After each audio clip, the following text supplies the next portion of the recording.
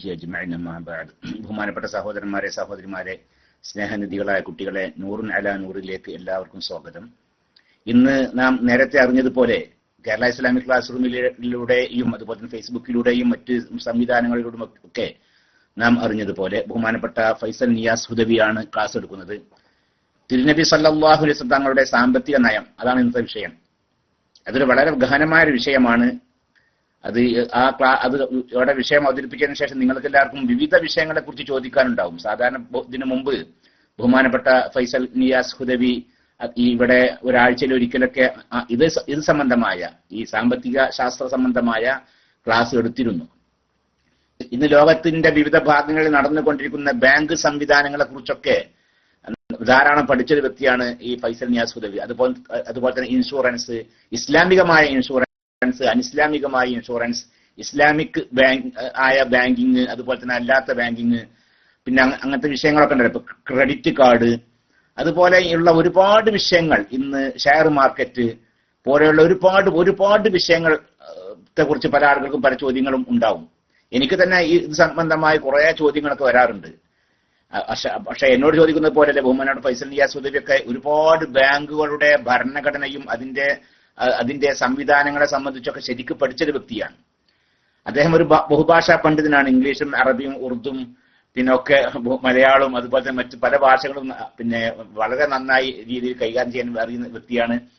പിന്നെ അദ്ദേഹം ആദ്യം ദുബായിലായിരുന്നു, ഇപ്പോൾ അദ്ദേഹം ഖത്തറിൽ ഉന്നതമായ ജോലിയിലുള്ള ഒരു വ്യക്തിയാണ്. കേരള ഇസ്ലാമിക് ക്ലാസ് റൂമിന്റെ ആദ്യം മുതൽക്ക് തന്നെ കേരള ഇസ്ലാമിക് ക്ലാസ് റൂം തുടങ്ങി അധികം വൈകുന്നതിന് മുമ്പ് തന്നെ കേരള ഇസ്ലാമിക് ക്ലാസ് റൂമിൽ അദ്ദേഹത്തിന്റെ സാന്നിധ്യം ഉണ്ടായിരുന്നു. അദ്ദേഹത്തിന്റെ സാമ്പത്തിക ശാസ്ത്ര സംബന്ധമായ ക്ലാസ് ഉണ്ടായിരുന്നു. അതിനൊക്കെ അപ്പുറം നഹാബന്ദ് പടയോട്ടം, അത് വല്ലാത്തൊരു ഒരുപക്ഷെ ഒരു ഇസ്ലാമികമായ ഒരു പിന്നെ പ്രശ്നോത്തരി ഉണ്ടല്ലോ, എങ്ങനെ അതിന് പറയല്, അതൊരു പക്ഷെ ആദ്യമായി നടത്തിയത് ബഹുമാനപ്പെട്ട ഫൈസൽ നിയാസ് ഹുദവി ആയിരിക്കാം. അത് ഒരു അത്ഭുത സംഭവം തന്നെയാണ്. നമ്മളൊരാളെ മനസ്സിൽ കരുതുകയും ആ ആള് ആരാണെന്ന് 25 ചോദ്യങ്ങൾക്കുള്ളിലായിട്ട് പറയുകയും ചെയ്യുന്ന വളരെ വളരെ വളരെ മനോഹരമായ എന്നാൽ വളരെ ശ്രമകരമായ ഒരു സംഭവം. അത് കേരള ഇസ്ലാമിക് ക്ലാസ് റൂം അതിൽ ഒരുപാട് പ്രാവശ്യം സാക്ഷ്യം വഹിച്ചിട്ടുണ്ട്. അതെ, വിപരീത പ്രശ്നോത്തരിയാണ്. അതെ, അത് ഇനിയും വേണം എന്ന് പല ആളുകളും ആവശ്യപ്പെടുകയാണ്. പിന്നീട് അത് കുറച്ചു കാലം നിർത്തിവെക്കാനുള്ള കാരണം നമുക്കറിയാം. ഈ കേരള ഇസ്ലാമിക് ക്ലാസ് റൂമിൽ പല സമയത്തും വളരെ ഗഹനമായ ഒരു വിഷയത്തെക്കുറിച്ച് ചർച്ച ചെയ്യുകയും ചില തട്ടിപ്പുകൾ വെളിച്ചത്ത് കൊണ്ടുവരികയും ചെയ്യുന്നതിന്റെ ഭാഗമായി അദ്ദേഹം ഒരുങ്ങി വരുമ്പോഴും തന്നെ ഇവിടെ വലിയ ചർച്ചയായിരിക്കും. അങ്ങനെയൊക്കെ പിന്നെ അങ്ങനെ ഓരോ പ്രശ്നങ്ങൾ ഉണ്ടായത് കാരണം അത് മാറിപ്പോയതാണ്. അതിന് പുറമെ ബഹുമാന ഫൈസൽ നിയാസ് ഹുദവിക്ക് വളരെ മറ്റൊരു വിഷയത്തിൽ ഏർപ്പെടുകയുണ്ടായി. ഇസ്ലാമിക് ഓൺ വെബിന്റെ പിന്നെ നെറ്റ് ചീഫ് എഡിറ്റർ കൂടിയാണ് അദ്ദേഹം. അതുകൊണ്ട് അതിൽ കൂടുതൽ ശ്രദ്ധ ചെലുത്തേണ്ടതുണ്ട്. അത് ആ നെറ്റിനെ കുറിച്ച് നമുക്കറിയാം, ആ വെബിനെ കുറിച്ച് നമുക്ക് ശരിക്കറിയാം അല്ലേ. അത് ഒരുപക്ഷെ മലയാള ഭാഷയിൽ അത്രയും മനോഹരമായ അത്രയും വിശാലമായ കാര്യങ്ങൾ ഉൾക്കൊള്ളുന്ന ഒരു നെറ്റ് ഒരു വെബ് സംവിധാനം വേറെ ഉണ്ടാവുമെന്ന് തോന്നുന്നില്ല. ഏതായാലും ശരി, പിന്നെ അതുകൊണ്ടൊക്കെ കുറച്ച് സമയം അദ്ദേഹത്തിന് കേരള ഇസ്ലാമിക് ക്ലാസ് റൂമുമായി വിട്ടുനിൽക്കേണ്ടി വന്നതാണ്. ഏതായാലും ഇനി മുതൽ അദ്ദേഹത്തിന്റെ സാന്നിധ്യം ഇപ്പോൾ കേരള ഇസ്ലാമിക് ക്ലാസ് റൂമിന് ആവശ്യമാണ് എന്ന് അറിയിക്കുകയാണ്.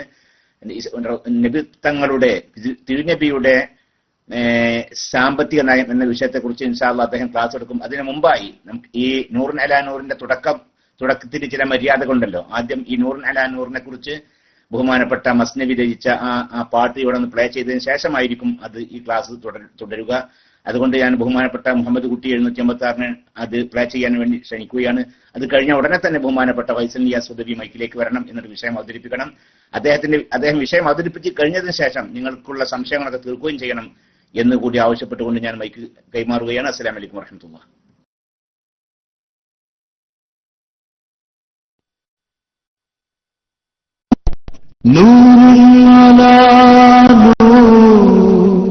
നൂറുൻ അലാ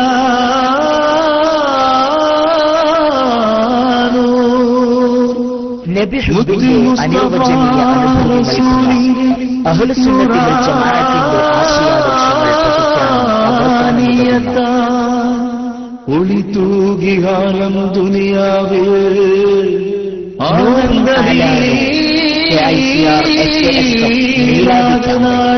ഒരു മാസക്കാലം നീണ്ടു നിൽക്കുന്ന കേരള അലൈക യാ റസൂലല്ലാഹ്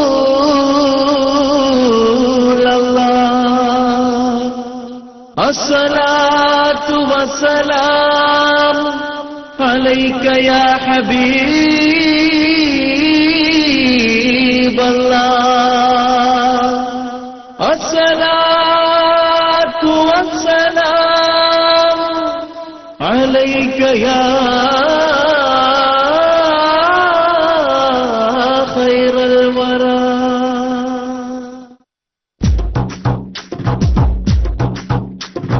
മരതക നിറമുള്ള മദീന തിരുറൗള മനസ്സിൽ നിറയുന്ന റബീഉൽ അവ്വൽ.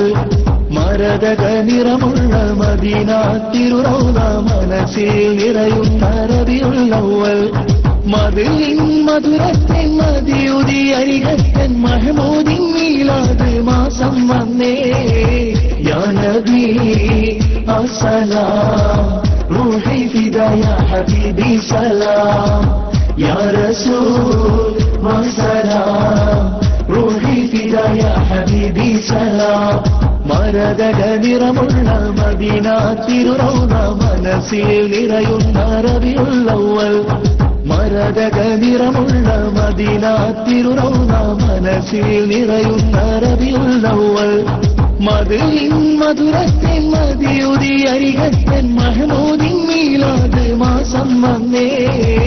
യാ നബി അസ്സലാം റൂഹി ഫിദാ യാ ഹബീബി സലാം യാ റസൂൽ വസ്സലാം റൂഹി ഫിദാ യാ ഹബീബി സലാം.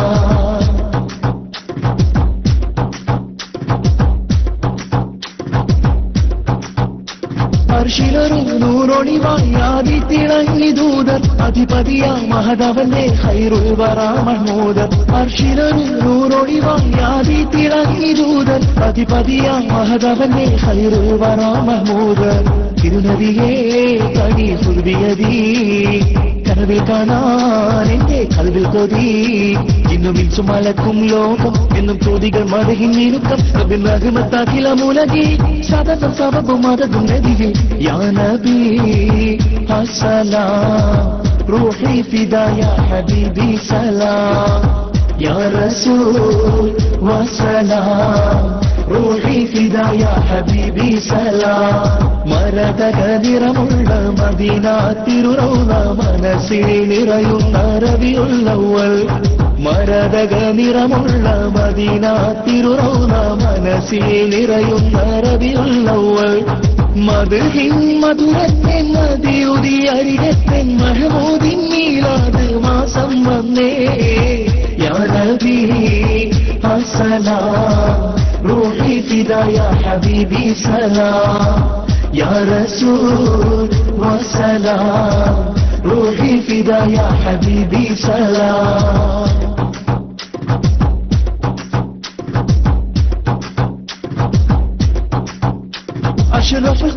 അറിവിന്റെ അനന്ത വിഹായത്തിലേക്ക് തുറക്കുന്ന വിസ്മയജ്ഞാനം കേരള ഇസ്ലാമിക് ക്ലാസ് റൂം. പ്രവാചക പ്രഭു മുഹമ്മദ് മുസ്തഫ സല്ലല്ലാഹു അലൈഹി വസല്ലമയുടെ പുണ്യജന്മം കൊണ്ട് അനുഗ്രഹീതമായ റബീഉൽ അവ്വൽ മാസത്തിൽ ശ്രോതാക്കൾക്ക് മുമ്പിൽ സമർപ്പിക്കുന്നു. വഴികാട്ടി സിറാജ കടലും കറിയും ഹജറും ഷജറും മണ്ണും വീണ്ടും അതിൽ പറയും ഇഷ്ടിൽ കൽബ് നിറയും പുതുക്കം പതകം പാടും പാരി. യാ നബി അസ്സലാം റൂഹി ഫിദാ യാ ഹബീബി സലാം യാ റസൂൽ വസ്സലാം റൂഹി ഫിദാ യാ ഹബീബി സലാം. മരതക നിറമുള്ള മദീന തിരുറൗള മനസ്സിൽ നിറയുന്ന റബീഉൽ അവ്വൽ. മരതക നിറമുള്ള മദീന തിരുറൗള മനസ്സിൽ നിറയുന്ന റബീഉൽ അവ്വൽ. മദീൻ മധുരത്തിൻ മദിയുതി അരികത്തൻ മഹ്മൂദിൻ മീലാദ് മാസം വന്നേ. യാ നബി അസ്സലാം റൂഹി ഫിദാ യാ ഹബീബി സലാം يا رسول وسلام روحي فدا يا حبيبي سلام يا نبي السلام روحي فدا يا حبيبي سلام.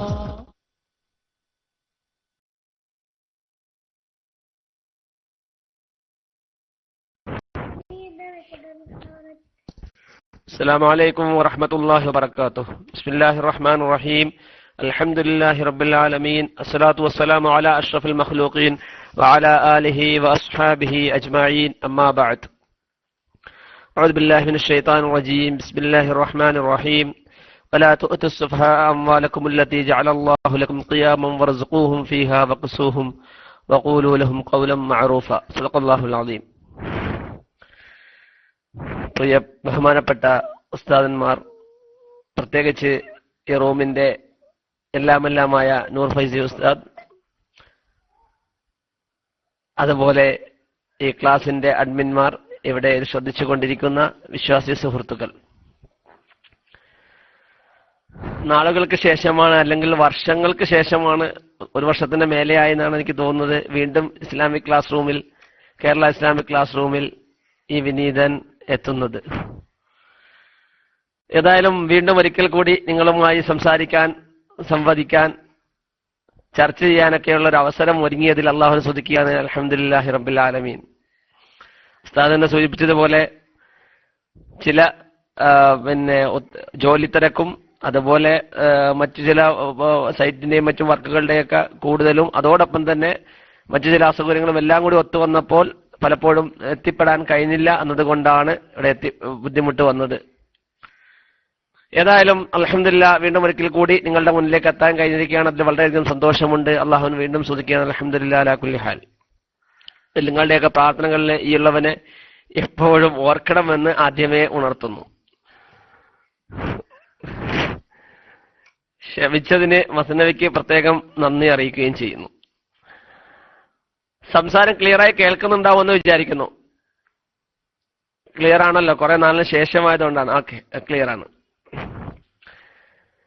വളരെ നല്ല ഒരു പ്രോഗ്രാമായിട്ടാണ് ഇത് നടന്നു പോകുന്നത്. എനിക്ക് പലപ്പോഴും ഞാൻ പരസ്യങ്ങൾ കേൾക്കാൻ സാധിച്ചിട്ടില്ലെങ്കിലും പലപ്പോഴും പരസ്യങ്ങളുടെയും മറ്റും ഞാൻ കണ്ടിരുന്നു.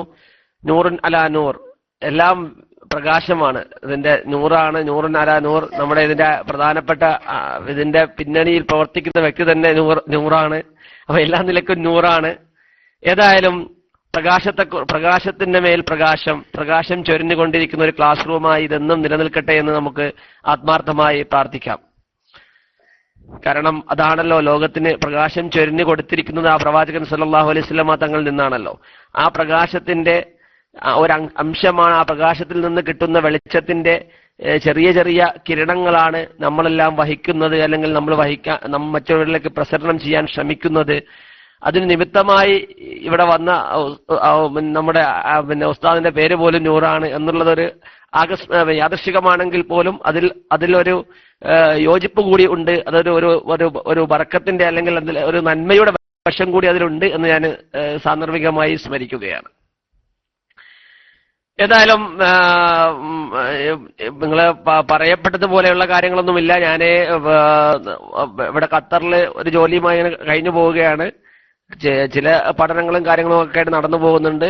അതിൽ ഓവറായിട്ട് ഒരുപാട് ആഴത്തിൽ ഇറങ്ങിച്ചതൊന്നും സംസാരിക്കാനോ പറയാനോ ഉള്ള പഠനമോ അതിനൊരു ശേഷിയൊന്നും എനിക്കില്ല. പ്രത്യേകിച്ചും അങ്ങനെ പ്രഭാഷണ കലയിൽ പിന്നാക്കക്കാരനാണ്. അതുകൊണ്ട് തന്നെ അതൊക്കെ ക്ഷമിക്കുക. നമ്മൾക്ക് പറയാൻ കഴിയുന്ന കാര്യങ്ങൾ, ചർച്ച ചെയ്യാൻ കഴിയുന്ന കാര്യങ്ങൾ ഇൻഷാ അല്ലാഹ് നമുക്ക് പങ്കുവെക്കുകയും ചെയ്യാവുന്നതാണ്.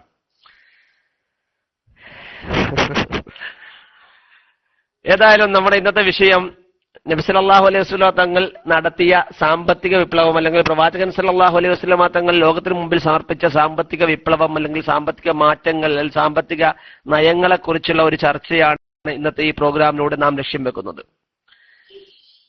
നമുക്കൊക്കെ അറിയുന്നത് പോലെ ഏതൊരു രാഷ്ട്രത്തിന്റെയും, ഏതൊരു വ്യക്തിയുടെയും, ഏതൊരു കുടുംബത്തിന്റെയും, ഏതൊരു സമൂഹത്തിന്റെയും ഒക്കെ വളരെ ബേസിക്കായ, അവരുടെ ഏറ്റവും പ്രധാനമായ ഒരു കാര്യമാണ് സാമ്പത്തികം എന്നുള്ളത്.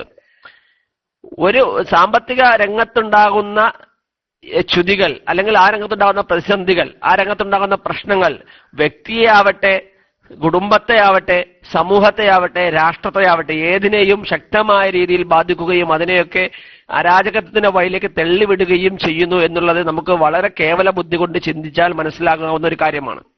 അതുകൊണ്ട് തന്നെ ധനം എന്നുള്ളത്, സമ്പത്ത് എന്നുള്ളത് വളരെ പ്രധാനപ്പെട്ട ഒരു കാര്യമാണ്. അള്ളാഹു നമ്മുടെ നിലനിൽപ്പിന് ഉണ്ടാക്കി തന്ന ഒരു വസ്തുവാണ് ധനം എന്നുള്ളത്. അതിനെ വളരെ ശ്രദ്ധാപൂർവവും വളരെ വിവേകപൂർവവും കൈകാര്യം ചെയ്തിട്ടില്ലെങ്കിൽ അതുകൊണ്ടുണ്ടാകുന്ന അനർത്ഥങ്ങൾ സമൂഹത്തിന്റെ എല്ലാ രീതിയിലും, ആ സാമ്പത്തിക രംഗത്തുണ്ടാകുന്ന അനർത്ഥം അല്ലെങ്കിൽ ആ രംഗത്തുണ്ടാകുന്ന അരാജകത്വം ബാധിക്കുന്നത് സാമ്പത്തിക രംഗത്തെ മാത്രമായിരിക്കില്ല, മറിച്ച് രാഷ്ട്രീയ രംഗത്തെ ബാധിക്കുന്നു, അത് സദാചാരത്തെ ബാധിക്കുന്നു, ധാർമ്മിക രംഗത്തെ ബാധിക്കുന്നു, സമൂഹത്തിന്റെ കെട്ടുറപ്പിനെ ബാധിക്കുന്നു, വ്യക്തിയുടെ കെട്ടുറപ്പിനെ ബാധിക്കുന്നു, കുടുംബത്തിന്റെ ഭദ്രത തകർക്കുന്നു. ഇങ്ങനെ എല്ലാ വിധത്തിലും അത് സമൂഹത്തിലെ ഛിദ്രതകൾ സൃഷ്ടിക്കുന്നു എന്നുള്ളത് നമുക്ക് പെട്ടെന്ന് മനസ്സിലാക്കാൻ കഴിയുന്ന കാര്യമാണ്. അതിലേക്ക് സൂചിപ്പിച്ചുകൊണ്ടാണ് ഖുർആൻ നമ്മോട് ഉണർത്തുന്നത്, വലാ തുസ്ഫഹ അംവാലക്കും അല്ലതീ ജഅലല്ലാഹു ലക്കും ഖിയാമ, നിങ്ങളുടെ നിലനിൽപ്പിന്റെ വസ്തുവാക്കി. അള്ളാഹു ധനത്തെക്കുറിച്ച് പറഞ്ഞത് ഖിയാം എന്നാണ്, ജനങ്ങൾക്കുള്ള നിലനിൽപ്പ്, ജനങ്ങളുടെ നിലനിൽപ്പിന്റെ ആധാരമാക്കി മാറ്റിയ ധനത്തെ നിങ്ങളിൽ നിന്നും വിവേകമില്ലാത്തവർക്ക് കൈകാര്യം ചെയ്യാൻ വേണ്ടി നൽകരുത്. അവർക്ക് നിങ്ങൾ ഭക്ഷണം കൊടുക്കുക, അവർക്ക് നിങ്ങൾ ധരിപ്പിക്കുക, അവർക്ക് വസ്ത്രം നൽകുക, അവരോട് നല്ല വാക്ക് പറയുക. പക്ഷേ ധനം കൈകാര്യം ചെയ്യേണ്ടത് എപ്പോഴും കഴിയുന്ന ആളുകൾ, ഉത്തരവാദിത്തപ്പെട്ട ആളുകൾ, ധനം കൈകാര്യം ചെയ്യാൻ കഴിയുന്ന ആളുകൾ, അതിനെ ബുദ്ധിപൂർവ്വം അതിനെ ഉപയോഗിക്കാനും അത് ഉൽപ്പാദിപ്പിക്കാനും വിതരണം ചെയ്യാനും ഒക്കെ കഴിയുന്ന ആളുകളാണ് അത് ഉപയോഗപ്പെടുത്തേണ്ടത്, അതുകൊണ്ട് വർക്ക് ചെയ്യേണ്ടത്. അല്ലാതെ കേവലം വിവേകമില്ലാതെ വിവേകശൂന്യമായ രീതിയിൽ അത് നശിപ്പിച്ചു കളയുന്നവർക്ക് അത് ഏൽപ്പിച്ചു കൊടുക്കരുത്. അത്രത്തോളം പ്രധാനമാണ് ധനം എന്നുള്ളത് ഖുർആൻ തന്നെ നമ്മെ പഠിപ്പിച്ചു തരുന്നുണ്ട്. വളരെ പ്രധാനപ്പെട്ട ഒരു ആശയമാണ്, ഒരു വിഷയമാണ് ഈ ആയത്തിലൂടെ ഖുർആൻ നമ്മുടെ മുമ്പിൽ വെക്കുന്നത്. ഈ ഒരു ബേസിക്കിൽ നിന്ന് തന്നെയാണ് നാം മനസ്സിലാക്കേണ്ടതും. അതായത് ഒരു സാമ്പത്തികം എന്ന് പറയുന്നത് വ്യക്തിയിൽ നിന്നാണ് നാം ആരംഭിക്കുന്നത്. കാരണം ഒരു സമൂഹത്തിന്റെ ഏറ്റവും അടിസ്ഥാന ഘടകമാകണമല്ലോ വ്യക്തി എന്ന് പറയുന്ന, മനുഷ്യൻ എന്ന് പറയുന്നത്. ഈ മനുഷ്യൻ അവന്റെ കുടുംബത്തിലേക്ക് നീങ്ങുന്നു, സമൂഹത്തിലേക്ക് എത്തുന്നു, രാഷ്ട്രത്തിലേക്ക് നീങ്ങുന്നു. അപ്പോൾ വ്യക്തിയിൽ നിന്നാണ് സാമ്പത്തിക രംഗത്തിന്റെ അച്ചടക്കമാണെങ്കിലും അവിടുത്തെ പരിവർത്തനങ്ങളാണെങ്കിലും അതിന്റെ നയങ്ങളാണെങ്കിലും എല്ലാം ആദ്യമായി കേന്ദ്രീകരിക്കുന്ന വ്യക്തിയിലാണ്. പിന്നീട് സമൂഹത്തിലേക്കും കുടുംബത്തിലേക്കും ഒക്കെ അത് നീങ്ങുകയും ചെയ്യുന്നു. ഈ എല്ലാ തലങ്ങളിലും അതിന് കൃത്യമായ ധാരണകൾ ഉണ്ടാക്കുകയും അത് കൃത്യമായ നിയമങ്ങൾ മുന്നോട്ട് വെക്കുകയും അത് ആ രംഗത്ത് പരിഷ്കരണങ്ങൾ വരുത്തുകയും ചെയ്ത മഹാ വ്യക്തിത്വമായിരുന്നു നബി സല്ലല്ലാഹു അലൈഹി വസല്ലമ തങ്ങൾ എന്ന് നബിയുടെ ജീവിതത്തിലുള്ള നാം കടന്നു പോകുമ്പോൾ മനസ്സിലാക്കാൻ കഴിയുന്നതാണ്. ആദ്യമായി നാമൊക്കെ സാധാരണയായി നമ്മൾ കാണാറുള്ള, നാം അനുഭവിക്കാറുള്ള ഒരു വിഷയം, സാധാരണയായി ഒരു സമൂഹത്തിന്റെ ഏറ്റവും പ്രധാനപ്പെട്ട വിഷയമാണ് തൊഴിലില്ലാത്ത ചെറുപ്പക്കാർ, ജോലിയില്ലാത്ത ചെറുപ്പക്കാർ എന്നുള്ളത് ഏതൊരു സമൂഹത്തിന്റെയും തലവേദനയാണ്, അല്ലെങ്കിൽ ഏതൊരു രാഷ്ട്രത്തിന്റെയും പ്രശ്നമാണ്. അതിന് ജോലി ഇല്ല എന്നുള്ളതിന് അർത്ഥം സർക്കാർ ജോലികളോ മറ്റുള്ള പ്രധാന ജോലികൾ നൽകിയാൽ മാത്രമേ ആ ജോലി ചെയ്യൂ എന്നുള്ളതല്ല, മറിച്ച് ഏതൊരു വ്യക്തിക്കും ജോലിയെടുക്കാൻ കഴിവുള്ള ഏതൊരു വ്യക്തിക്കും ജോലി ചെയ്യാവുന്നതാണ്. ഈ ഒരു അർത്ഥത്തിൽ നിന്നുകൊണ്ട് വേണം നമ്മുടെ നബി സല്ലല്ലാഹു അലൈഹി വസല്ലമ തങ്ങളുടെ സാമ്പത്തിക വിപ്ലവത്തെ കാണുമ്പോൾ അതിൽ നിന്ന് വേണം നമുക്ക് തുടങ്ങാനുള്ളത്. കാരണം നബി സല്ലല്ലാഹു അലൈഹി വസല്ലമ തങ്ങൾ തന്റെ ചെറുപ്പത്തിൽ തന്നെ തന്റെ കുട്ടിത്തം കഴിഞ്ഞ ഉടനെ തന്നെ നബി തങ്ങളെ വ്യക്തി എന്ന നിലയിൽ ജോലി ചെയ്യുന്ന പ്രവാചകത്തിന് മുമ്പ് തന്നെ നബി സല്ലല്ലാഹു അലൈഹി വസല്ലമ തങ്ങൾ ആ നബിയുടെ വ്യക്തിത്വത്തിന്റെ പൂർണ്ണ മനസ്സിലാക്കുന്നതിന് വേണ്ടിയാണ് സൂചിപ്പിക്കുന്നത്. നബി സല്ലല്ലാഹു അലൈഹി വസല്ലമ തങ്ങൾ ജീവിതത്തിന്റെ തുടക്കത്തിൽ തന്നെ, അല്ലെങ്കിൽ തന്റെ ചെറുപ്പകാലത്ത് യുവത്വകാലം തുടങ്ങുന്ന ആ സമയത്ത് തന്നെ ഒരു സാമ്പത്തികമായ പ്രവർത്തനങ്ങൾ ഏർപ്പെട്ടിരുന്നു എന്നാണ് നമുക്ക് ചരിത്രം മനസ്സിലാക്കി തരുന്നത്. അതായത് നാം മനസ്സിലാക്കുന്നത് പോലെ നബി സല്ലല്ലാഹു അലൈഹി വസല്ലമ തങ്ങൾ ആടുകളെ മേയ്ക്കാൻ വേണ്ടി പോയിരുന്നു. നബിയുടെ ഹദീസിൽ തന്നെ നമുക്ക് കാണാൻ, പ്രവാചകന്മാരൊക്കെ ആട് മേയ്ക്കുന്നവരായിരുന്നു. ഞാനും ആട് മേയിച്ചിരുന്നു, ഖുറൈശികളിൽ നിന്ന് കിട്ടുന്ന ചില്ലറ തുട്ടുകൾക്ക് വേണ്ടിയിട്ട് ഞാനും ആടിനെ മേയിച്ചിരുന്നു എന്ന് നബി സല്ലല്ലാഹു അലൈഹി വസല്ലമ തങ്ങൾ പറയുന്നതായ ഹദീസുകളിൽ നമുക്ക് കാണാൻ സാധിക്കും. അപ്പോ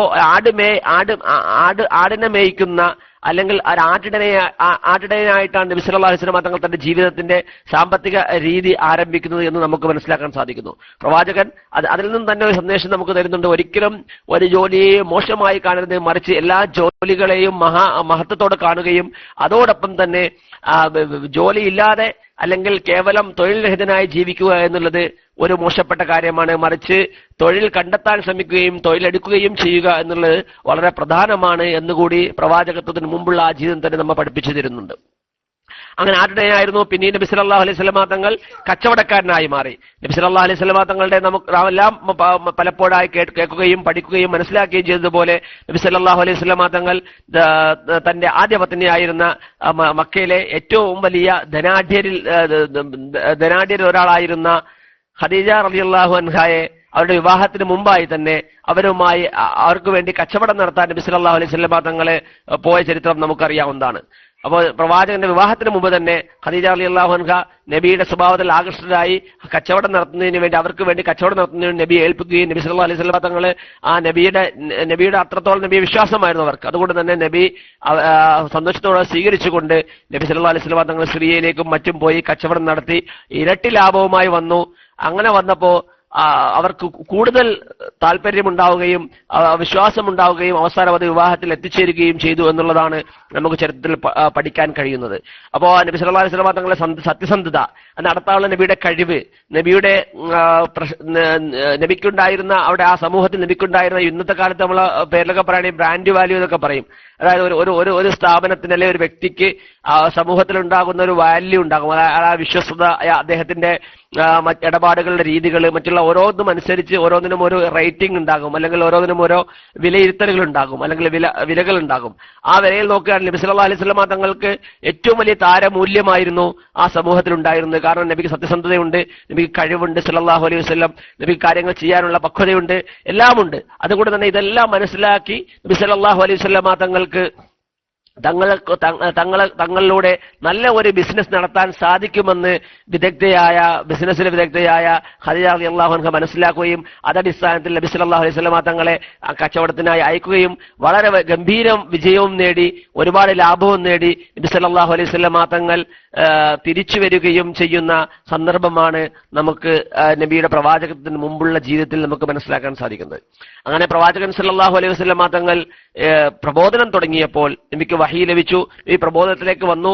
പ്രബോധന ദൗത്യവുമായി മുന്നേറുന്ന സമയത്ത് നബി സല്ലല്ലാഹു അലൈഹി വസല്ലമ തങ്ങൾക്ക് ഒരുപാട് പ്രയാസങ്ങളും പ്രശ്നങ്ങളും നേരിടേണ്ടി വന്ന ഒരു അവസരമാണ് മക്കയിൽ ഉണ്ടായിരുന്നത്. ആ സമയത്ത് നമുക്ക് മനസ്സിലാക്കാൻ കഴിയുന്ന കാര്യം, മക്കയെ സംബന്ധിച്ചിടത്തോളം മക്കയിൽ ഒരു ഇസ്ലാമിക രാഷ്ട്രം സ്ഥാപിക്കപ്പെട്ടിരുന്നില്ല. ആദ്യകാലത്ത് അല്ലെങ്കിൽ ഹിജ്റയ്ക്ക് മുമ്പുള്ള സമയത്ത് ഒരു ഇസ്ലാമിക ഭരണ സംവിധാനമോ അല്ലെങ്കിൽ ഇസ്ലാമിക സ്റ്റേറ്റോ അല്ലെങ്കിൽ ഇസ്ലാമികമായ ഭൂരിപക്ഷമോ അവിടെ ഉണ്ടാവാത്തൊരവസ്ഥയിൽ സമൂഹത്തിന്റെ സാമ്പത്തിക സ്ഥിതി എന്ന നിലയിൽ മക്കയിൽ നിന്നുകൊണ്ട് കാര്യമായ പ്രവർത്തനങ്ങൾ നടന്നിട്ടില്ല. കാരണം ആ സമയം പ്രബോധനത്തിന്റെ ആദ്യഘട്ടമായിരുന്നു കൊണ്ട് തന്നെ ആ സമയത്ത് പ്രധാനമായും ഉണ്ടായിരുന്നത് വ്യക്തികളെ കേന്ദ്രീകരിച്ചിട്ടുള്ള സാമ്പത്തിക രീതികളാണ് ഉണ്ടായിരുന്നത്. അത് നബി സല്ലല്ലാഹു അലൈഹി വസല്ലം തങ്ങൾ ചെയ്തത് സമൂഹത്തിൽ അന്ന് മക്കയിൽ ഉണ്ടായിരുന്ന ആൾ നബിയെ കൊണ്ട് ചെയ്യാവുന്ന രീതിയിലുള്ള സാമ്പത്തികമായ പ്രവർത്തനങ്ങൾ നബി ചെയ്തിരുന്നു. ഉദാഹരണമായി അത്ര ശത്രുതയുണ്ടായിരുന്ന അവസരങ്ങളിൽ പോലും ആ സമൂഹത്തിലെ പ്രധാനികളുടെ, ആ സമൂഹത്തിലെ മിക്കവാറും ആളുകളുടെ സൂക്ഷിപ്പ് സ്വത്തുകൾ കൈകാര്യം ചെയ്തത് നബി സല്ലല്ലാഹു അലൈഹി വസല്ലമയായിരുന്നു. അവർക്കൊക്കെയും സൂക്ഷിക്കാൻ ഏൽപ്പിച്ചിരുന്നത് നബിയായിരുന്നു. നബി ഹിജ്റ പോയപ്പോൾ അലി റളിയല്ലാഹു അൻഹു ഏൽപ്പിച്ചു പോയ ചരിത്രമൊക്കെ വളരെ വ്യക്തമായി നാം പഠിക്കുകയും മനസ്സിലാക്കുകയും ചെയ്തതാണ്. അതുപോലെ തന്നെ നബി സല്ലല്ലാഹു അലൈഹി വസല്ലമ തങ്ങൾ ആ സമൂഹത്തിലെ പ്രശ്നങ്ങൾ അനുഭവിക്കുന്ന അല്ലെങ്കിൽ സമൂഹത്തിലെ അടിമകളും മറ്റുമുള്ളവരൊക്കെ വളരെയധികം ബുദ്ധിമുട്ടുകൾക്ക് വിധേയരായപ്പോൾ അല്ലെങ്കിൽ ഖുറൈശികളുടെ പീഡനത്തിന് ഇരയായപ്പോൾ അവരെ മോചിപ്പിക്കാൻ വേണ്ടി നബി സല്ലല്ലാഹു അലൈഹി വസല്ലം തങ്ങൾ ഖദീജ റളിയല്ലാഹു അൻഹുവിന്റെ സ്വത്ത് ഉപയോഗിച്ചിരുന്നു. മാത്രമല്ല ഖദീജ റളിയല്ലാഹു അൻഹു തന്റെ സ്വത്ത് ഇസ്ലാമിക പ്രബോധന പ്രവർത്തനങ്ങൾക്ക് വേണ്ടിയിട്ട് വളരെയധികം ചെലവഴിക്കുകയും ചെയ്തിരുന്നു. നബി തങ്ങൾ പിന്നീട് പറഞ്ഞിട്ടുണ്ട്, ഖദീജ റളിയല്ലാഹു അൻഹുവിന്റെ സ്വത്ത് എനിക്ക് ഉപകാരപ്പെട്ടതുപോലെ ഒരാളുടെയും സ്വത്ത് ഉപകാരപ്പെട്ടിട്ടില്ല എന്ന ഹദീസുകളിൽ നമുക്ക് കാണാൻ സാധിക്കും. അപ്പോൾ തന്റെ പ്രിയതമയുടെ സമ്പത്ത് ഉപയോഗപ്പെടുത്തി സമൂഹത്തിന് ചെയ്യാനാകുന്നു ചെയ്തുകൊണ്ടിരിക്കുകയായിരുന്നു നബി സല്ലല്ലാഹു അലൈഹി വസല്ലം തങ്ങൾ ചെയ്തത്. അതോടൊപ്പം തന്നെ അബൂബക്കർ സിദ്ദീഖ് റളിയല്ലാഹു അൻഹു ഇസ്ലാമിലേക്ക് വന്നതോടുകൂടി അബൂബക്കർ സിദ്ദീഖ് റളിയല്ലാഹു അൻഹുവും തന്റെ ധനം ഉപയോഗിച്ചുകൊണ്ട് ഒരുപാട് ആളുകളെ മോചിപ്പിക്കുകയും തന്റെ ധനത്തിലൂടെ സമൂഹത്തിലെ പീഡനം അനുഭവിക്കുന്നവർക്ക് മോചനത്തിന് വഴി തുറക്കുകയും ചെയ്യുക വഴി സമ്പത്ത് ഉപയോഗിച്ചുകൊണ്ട് ധാർമ്മിക വിപ്ലവത്തിന് കൊളുത്തുകയായിരുന്നു നബിയും സഹാബത്തും മക്കയിൽ നിന്ന് തന്നെ ചെയ്യാൻ തുടങ്ങിയത്. അങ്ങനെ ഏതായാലും നബി സല്ലല്ലാഹു അലൈഹി വസല്ലം തങ്ങളും സഹാബത്തും അവര് മക്കയിൽ നിന്നും മദീനയിലേക്ക് ഹിജ്റ ചെയ്തു, പലായനം ചെയ്തു. അങ്ങനെ പലായനം ചെയ്യേണ്ടി വന്നപ്പോൾ അവർക്ക് എല്ലാം നഷ്ടപ്പെട്ടിരുന്നു. വളരെ നബിയുടെ സാമ്പത്തിക വിപ്ലവത്തെക്കുറിച്ച് സംസാരിക്കാൻ നമ്മൾ വളരെയധികം മനസ്സിലാക്കേണ്ട ഒരു പോയിന്റാണ് മക്കയിൽ നിന്നും മദീനയിലേക്കുള്ള ഹിജ്റയിൽ ഉണ്ടായ സംഭവങ്ങൾ. അതായത് മക്കയിൽ നിന്നുകൊണ്ടും മിക്കവാറും സമ്പത്തൊക്കെ നഷ്ടപ്പെടുത്തി അതിനൊക്കെ വിട്ടുകളഞ്ഞുകൊണ്ടാണ് പ്രമുഖരായ പല സഹാബികൾക്കും നാട് വിടേണ്ടി വന്നത്. മിക്കവാറും കിട്ടുന്നത് എടുത്തുകൊണ്ട് പോകാനായിരുന്നു പലരും വിധിക്കപ്പെട്ടിരുന്നത്. വളരെ അപൂർവമായി ധൈര്യശാലികളായ ചിലർക്ക് മാത്രമേ എന്തെങ്കിലും കൂടെ കൊണ്ടുവരാൻ കഴിഞ്ഞിരുന്നുള്ളൂ. സുഹൈബ് റളിയല്ലാഹുവിനെ പോലെ, സുഹൈബ് റൂമി റളിയല്ലാഹുവിനെ പോലെ, സുഹൈബ് റൂമി റളിയല്ലാഹു അൻഹുവിനെ പോലെയുള്ള ഒരുപാട് സഹാബാക്കൾ അവർക്കൊന്നും സുഹൈബ് റളിയല്ലാഹു അൻഹു ഒരുപാട് സാമ്പത്തികമായ ഒരുപാട് ഇടപാടുകളിലൂടെ ഒട്ടനവധി നേട്ടങ്ങൾ ഉണ്ടാക്കുകയും ഒരുപാട് കച്ചവടം നടത്തുകയും ചെയ്ത ഒരു സഹാബിയാണ് സുഹൈബ് റളിയല്ലാഹു അൻഹു. ആ സുഹൈബ് റളിയല്ലാഹു അൻഹുവിന് തന്റെ ധനം മുഴുവനും ഒഴിവാക്കിയിട്ടാണ്, ഒന്നുമില്ലാതെ എല്ലാ മക്കാർക്ക് വിട്ടുകൊടുത്തിട്ടാണ് അദ്ദേഹത്തിന് മക്ക വിടേണ്ടി വന്നത് എന്ന് ചരിത്രം മനസ്സിലാക്കി തരുന്നുണ്ട്. അപ്പൊ ഇത് നമുക്ക് ഇതുപോലുള്ള സമൂഹത്തിന്റെ മുഴുവൻ സ്വത്തുക്കളും ഇട്ടേച്ചിട്ടാണ് ഒരു സമൂഹം മദീനയിലേക്ക് പലായനം ചെയ്യുന്നത്. അപ്പൊ അങ്ങനെ മദീനയിലേക്ക് എത്തിപ്പെടുന്ന അവസരത്തിൽ അവിടെ നിന്ന് എങ്ങനെ ഇത്തരം ഈ ഒരു സമൂഹത്തെ അധിവസിപ്പിക്കുകയും അവരുടെ പ്രശ്നങ്ങൾ പരിഹാരം കാണുകയും അങ്ങനെ സുശക്തവും സുഭദ്രവുമായ ഒരു സാമ്പത്തിക സമൂഹത്തെ ഉണ്ടാക്കിയെടുക്കുകയും ചെയ്തത് എന്നത് പ്രവാചകൻ സല്ലല്ലാഹു അലൈഹി വസല്ലമ തങ്ങളുടെ വലിയ ഒരു വിപ്ലവമാണെന്ന് ചരിത്രം പഠിച്ചാൽ ആർക്കും മനസ്സിലാക്കാൻ കഴിയുന്ന ഒരു കാര്യമാണ്. അതായത് നബി തങ്ങളും സഹാബത്തും മദീനയിൽ എത്തുമ്പോൾ ഒരു വലിയ പ്രതിസന്ധിയാണ് മദീനയിലെ സമൂഹം അഭിമുഖീകരിക്കുന്നത്. കാരണം മദീനയെ കടന്നു വന്ന വലിയൊരു വിഭാഗം, അവർക്കൊന്നുമില്ല, സ്വത്തുമില്ല, വീടുമില്ല, സമ്പത്തുമില്ല, ഒരുവിധ അടിസ്ഥാന സൗകര്യങ്ങളുമില്ല. അങ്ങനെ ഒന്നുമില്ലാതെ ഒരു സമൂഹം മദീനയിൽ കടന്നു വരുന്നു. അവരെ സ്വീകരിക്കാനായി മക്കയിലുണ്ടായിരുന്ന അൻസാരികൾ അവരൊക്കെയും അധികവും അന്ന് നബിതങ്ങളെ മദീനയിലേക്ക് വരുമ്പോൾ മദീനയിലെ സമൂഹം എന്നുള്ളത് കൃഷി അടിസ്ഥാനമാക്കി ജീവിച്ച ഒരു സമൂഹമായിരുന്നു. മക്കയിൽ കച്ചവടക്കാരായ അല്ലെ ബിസിനസ്സുകാരായ ആളുകളാണ് മക്കക്കാർ, ഖുറൈശികൾ പ്രത്യേകിച്ചും. അതേസമയം അൻസാരികളായ മദീനക്കാർ അധികവും കൃഷിക്കാരായിരുന്നു. അപ്പോൾ കച്ചവടക്കാരായ ഖുറൈശികൾ മദീനയിലേക്ക് വന്നപ്പോൾ സ്വാഭാവികമായും അവരുടെ സാമ്പത്തികമായ ഭദ്രത, സാമ്പത്തികമായ വളർച്ചയൊക്കെ ഒരു പ്രശ്നങ്ങളായിരുന്നു. എങ്ങനെ രണ്ടുപേരെയും അഡ്ജസ്റ്റ് ചെയ്തുകൊണ്ട് ഒരു സാമ്പത്തിക വിപ്ലവം അവിടെ നടത്താൻ, അല്ലെങ്കിൽ സാമ്പത്തികമായി ഭദ്രമായ ഒരു സമൂഹത്തെ അവിടെ ഉണ്ടാക്കിയെടുക്കാൻ സാധിക്കുക എന്നുള്ളത് വളരെയധികം പ്രയാസമുള്ളൊരു കാര്യമായിരുന്നു. ഖുറൈശികളുടെ കച്ചവടത്തെക്കുറിച്ച് ഹദീസുകൾ ഖുർആനിൽ തന്നെ പരാമർശിച്ചിട്ടുണ്ടല്ലോ. നമുക്കറിയുന്ന ഏറ്റവും ചെറിയ സൂറത്തുകൾപ്പെട്ട ലീലാഫി ഖുറൈശിൻ തുടർന്ന ആ സൂറത്തിൽ ആ വിഷയം വളരെ വിശദമായ, ഖുറൈശ് സൂറത്തിൽ വളരെ വിശദമായി, അല്ലെങ്കിൽ വളരെ സംക്ഷിപ്തമായിട്ടാണെങ്കിൽ പോലും അതിന്റെ വളരെ അർത്ഥഗർഭമായ രീതിയിൽ ഖുർആൻ അതിനെ അവതരിപ്പിക്കുന്നുണ്ട്. ഖുറൈശികള് ഓരോ വർഷവും 2 പ്രാവശ്യം, അതായത് അവർക്ക് വേനൽക്കാലത്തും അതുപോലെ തന്നെ ശൈത്യകാലത്തും 2 സമയത്തും അവർക്ക് കച്ചവട യാത്രകൾ ഉണ്ടായിരുന്നു. ഈ കച്ചവട യാത്രകളിലൂടെയായിരുന്നു അവർ ഒരു വർഷത്തേക്കുള്ള ലാഭങ്ങൾ ഉണ്ടാക്കി തീർക്കുകയും അവർ മക്കയിലെ സാമ്പത്തിക നില ഭദ്രമായി സൂക്ഷിച്ചു കൊണ്ടുപോവുകയും ചെയ്തിരുന്നത് ഈ യാത്രകളിലൂടെയായിരുന്നു.